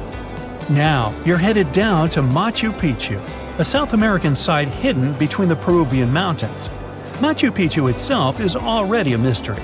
Researchers still don't know why or even how the ancient Incan civilization managed to engineer the stone-built citadel all the way back in 1450 CE. To get there, you must endure a 3-day hike, reaching the impressive altitude of 8,000 feet above sea level. Or you can get a train, but that's no fun, right? You're here to check on a relatively new discovery. Back in 2010, French engineer David Crespi was taking measurements of the Inca ruins when he noticed a door he had never seen before. It was sealed off by stones. He went back to the site a few months later with an electromagnetic scanner. The scanner, which could detect objects behind walls, showed there were copious quantities of metals behind that sealed door. The researcher contacted the Peruvian authorities requesting to remove the rocks, but they didn't authorize it. As of today, the door is still locked. Whew, this trip was long, wasn't it? Make sure to get some rest, Indiana Jones. Chances are, we're going to find life beyond Earth by 2035, and there's no need to travel to a galaxy far, far away. Our Milky Way galaxy is full of totally suitable environments. Don't get too hyped up though. We're talking about microbes or chemical markers, not Hollywood-like green humanoids. Even so, when we finally find traces of life, it will change how we see our place in the universe. NASA's Kepler Space Telescope discovered something incredible. Almost every star has planets, and many of these planets might be habitable. Rocky planets like Earth and Mars are even more common in our galaxy than gas giants like Saturn and Jupiter. Also, we already know that our galaxy is very rich in water. There's water in interstellar clouds where stars and planets form, in the debris disks around other stars, in comets, just everywhere. What's really hard though is finding life itself. Ideally, to finally find it, we need to land on every single planet out there and literally check under each rock. But thanks to the newest research, we can at least narrow down the search to potentially habitable worlds. The James Webb Space Telescope, a super powerful telescope that was launched into space in 2021, is onto this. It checks the atmospheres of nearby super-Earths, rocky planets that are a bit bigger than Earth. It searches for life-related gases, chemicals that can only be produced by living things. And they already found some clues. For example, they detected signs of such a chemical on a planet called K2-18b. This planet is 120 light-years away, which is pretty close on a space scale. This planet is in the Goldilocks zone, which means a zone around the star where the temperatures are just right for liquid water to exist. It orbits a red dwarf star, the smallest type of star there is. Such stars are a bit fainter than our Sun. It will take about a year to check if these hints of life are real. If so, it would mean that life is much more common than we previously thought. But even if it's not, there are 10 more Goldilocks planets on their list to study. The James Webb Space Telescope is a very cool tool, but it has limits. It can't detect small Earth-like planets due to their size.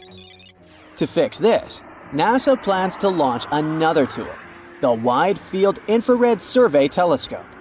This one will be even better at spotting such planets and life-related chemicals. And also, we have the SETI project. SETI stands for Search for Extraterrestrial Intelligence. This project has been on a hunt for extraterrestrial creatures since the 1980s. They also believe that we'll find signs of life within the next 10 years. Not so long ago, they started a super big and cool project. It's called COSMIC, and it uses an array of radio telescopes in New Mexico. You might have seen those in the movie Contact. COSMIC allows scientists to listen to hundreds of thousands and potentially millions of star systems at the same time. If there are any interesting signals, scientists can check them right away, instead of waiting for weeks or even months. The signals themselves are often very sudden and short, but COSMIC can detect even the shortest ones that last nanoseconds. COSMIC can also help with other research, like studying mysterious and unexplained fast radio bursts, or even dark matter. This is the biggest and most powerful tool for searching for extraterrestrial life we've ever created. But it's not enough to just listen. Why don't we reach out ourselves? NASA has sent some signals into deep space. In 2002, their Deep Space Network sent a signal to the Pioneer 10 satellite. But there was an obstacle in the path. A white dwarf star, 27 light-years away from Earth. If there's a planet around this star, perhaps the signal reached them too. If there are any intelligent species there, we could receive a reply by 2029. The DSN keeps sending powerful transmissions into space. These signals will bump into 222 stars within the next 3 centuries. Maybe someday we'll receive a reply from somewhere far away. But why haven't we received a response yet? There are about 200 billion galaxies in the universe, each with around 100 billion stars. If just 1% of those stars had one planet, that's still 200 quintillion possible planets. And we can narrow it down even further. If the chance of them having life is 1 in a trillion, that would still leave us a few 100,000 planets. So, where is everyone? This is a famous question known as the Fermi paradox. The first possibility isn't that terrifying. It's possible that the universe is full of life, but this life isn't intelligent in our traditional sense. Some planets might have microbes, birds, or space dinosaurs. This is called the Great Filter Theory. It suggests that there are certain filters that life has to overcome in order to become intelligent, and maybe other species just haven't overcome them yet. Think about it. Life on Earth started in the ocean, then crawled onto land, diversified into many forms, went extinct in massive events 5 times, evolved again, and eventually led to humans. We built societies, developed healthcare, and only then started searching for another life. There's another idea called the Gaian bottleneck hypothesis, which suggests basically the same thing. While it might not be too hard for basic life to start, it's incredibly tough for that life to survive and thrive over long periods. Venus might have had oceans and Earth-like conditions too, but something went wrong. Its oceans boiled away because of a runaway greenhouse effect. Now it's sterile. Mars also had liquid water on its surface once, and both the Moon and Mercury had thick atmospheres for a short time. Meanwhile, Earth has had liquid water on its surface for almost its entire existence.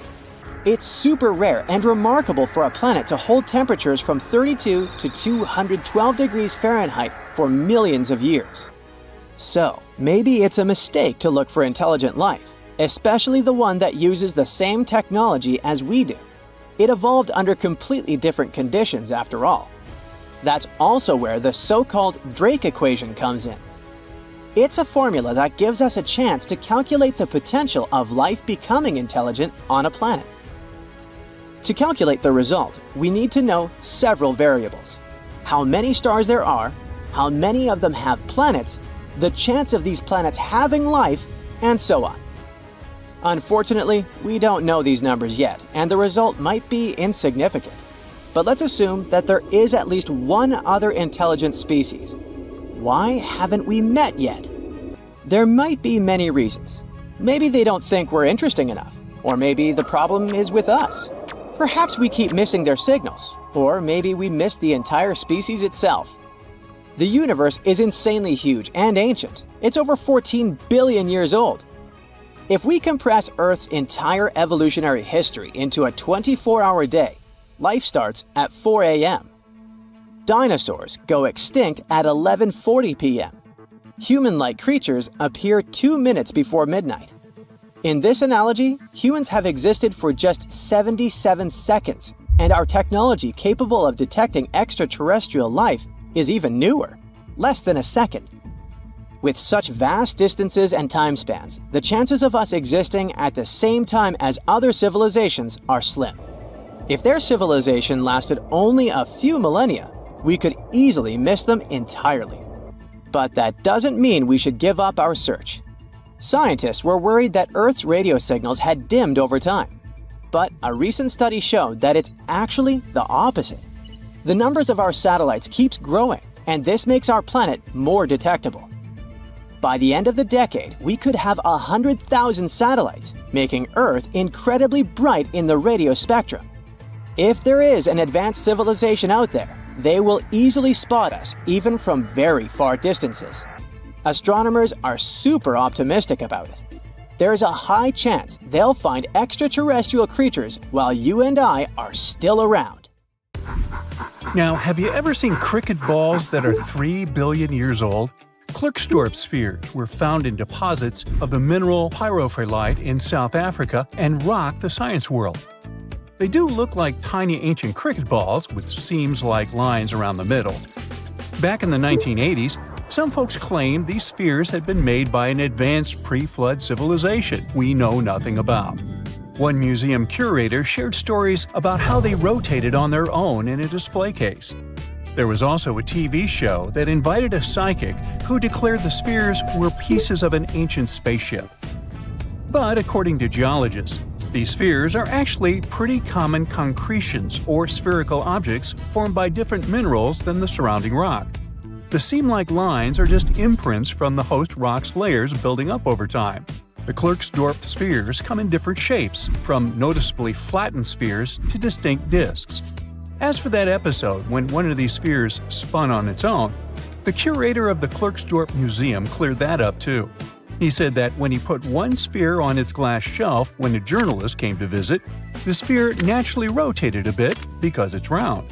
The area where the museum is located often experiences earth tremors from gold mining activities nearby. The oldest known human-like footprints could be 6 million years old. They were found on the Greek island of Crete in 2002. If the number is correct, it would mean that early human ancestors may have migrated between Europe and Africa much earlier than we previously thought. This doesn't mean Africa is not the cradle of humankind, though. It could just prove that early human ancestors moved back and forth between continents. Some researchers believe the footprints were left by a bipedal creature possibly related to an early human ancestor nicknamed El Greco. According to scientists who studied them, the footprints have a very human-like shape, with 5 toes and a parallel big toe. Some scientists are skeptical about it and suggest the prints might be from a late European ape. The new study analyzed fossilized marine microorganisms found in the sedimentary rocks to determine the footprint's age and prove it's actually 6 million years. The next amazing find that keeps scientists entertained is the Dorchester plot. It's a beautifully crafted metal vessel with some fancy geometric designs embossed in shiny silver. The pot was discovered in, who could have thought, Dorchester in 1852 under quite unusual circumstances. During a powerful blast, the pot broke into 2 pieces. Scientists believe it was originally embedded within a rock or boulder known as pudding stone. The rock from which the Dorchester pot emerged is dated to be around 500 million years old, so it could mean the pot itself is also that old. The current and less exciting theory suggests that the Dorchester pot is a Victorian-era candlestick holder. Such things were really trending back then, so it's not a surprise to find such fancy household item from that time. The Dorchester pot falls into the category of ooparts, or out-of-place artifacts. Those are objects that seem too advanced for the time period they're supposedly from. If we accept that the pot is 500 million years old, then whoever made it was way ahead of their times in terms of crafts and tech. One extra mystery is that the pot has an engraving of a plant that most likely disappeared from Earth over 100,000 years ago. Sounds like good proof the pot is really extra old. Now, it looks like the oldest map in Europe is a stone from 4,000 years ago. This Bronze Age slab was found in France in the year 1900 at an ancient burial ground. The carvings on the slab show in 3 dimensions the River Odey network with a fantastic accuracy of around 80% over an 18-mile stretch. There are other stone-carved maps around the world, but this one is unique because it shows a specific area to scale. Looks like the slab's carvings don't just map rivers and hills, but also settlements, barrow sites, and field systems. Archaeologists say the slab wasn't used for navigation, but rather to symbolize power. The detailed markings on the slab might have served to illustrate the domain of a local ruler, possibly a prince or king, to show their control over the territory. When the ruler lost power, the slab was likely repurposed as part of a burial vault. The unique artifact was stored in the cellar of a museum. For decades, no one even noticed until several scholars read older reports about the slab and decided to check it out. They conducted a detailed analysis using 3D techniques. Their research proved that the creators of the slab had not only etched lines into the rock, but also modified its surface to reflect the topography of the landscape with high accuracy. The Salzburg cube, also known as the Wolf's Egg iron, was discovered in the late 19th century in Austria. Now, don't let the name mislead you. It doesn't look like a cube at all. It's more like a rounded object with two flat sides. Down the middle, there's a groove, and the surface is covered with pits and craters. This unique appearance is the reason why many people think it might be something out of this world. Workers accidentally found this artifact when they blew apart a piece of coal. The coal seam it came from is thought to be over 60 million years old. The Salzburg cube moved between museums, mysteriously vanished in the early 20th century, and then showed up again. A professor from Bonn University suggested it might be from a meteor, but they found no evidence of elements that you'd normally see in meteorites, like cobalt or nickel. Then researchers thought it must be a human-made object, possibly a Victorian-era candlestick holder. No one knows the true story of the cube or its current location. Yep, it disappeared again. Have you heard about the Meister print? It's a fossilized sandal print discovered in 1968, and it has sparked a lot of intrigue. There's a trilobite inside the print, which supposedly went extinct around 500 million years before humans even existed. But many historians think this age is an exaggeration. When Meister found the fossil, it was authenticated. But the scientist who did it didn't confirm it was a human sandal print. He only agreed there was a trilobite there. When another scientist visited the site, he found a 6-inch impression he believed was from a child's moccasin. But the footwear seemed to be new. So, could it be evidence of time travel? Proof that humans existed millions of years earlier than we thought? Or a sign that someone else visited early Earth? Or is it just a rock formation that looks like a sandal print? We still don't have the answers. Back in June 1936, a couple was walking along Red Creek in London, Texas. London, Texas? Yeah, when they stumbled upon something unusual. It was a piece of wood sticking out of what seemed to be an ancient rock formation. About 10 years later, their curious son decided to crack open the rock to see what was inside. And he saw a hammer, which looked surprisingly modern. Then, one unique finds enthusiast decided that the rock encasing the hammer was from the Cretaceous period. This would mean that someone dropped a 19th century hammer while dinosaurs like Triceratops were still roaming the earth. So, if this hammer was truly from the Cretaceous period, then the whole evolutionary theory would be wrong. And if the hammer was modern, it would mean the Cretaceous rock formation it came from was much younger than we thought. But the real answer was much simpler. The hammer was indeed modern, and geological processes had encased it in rock.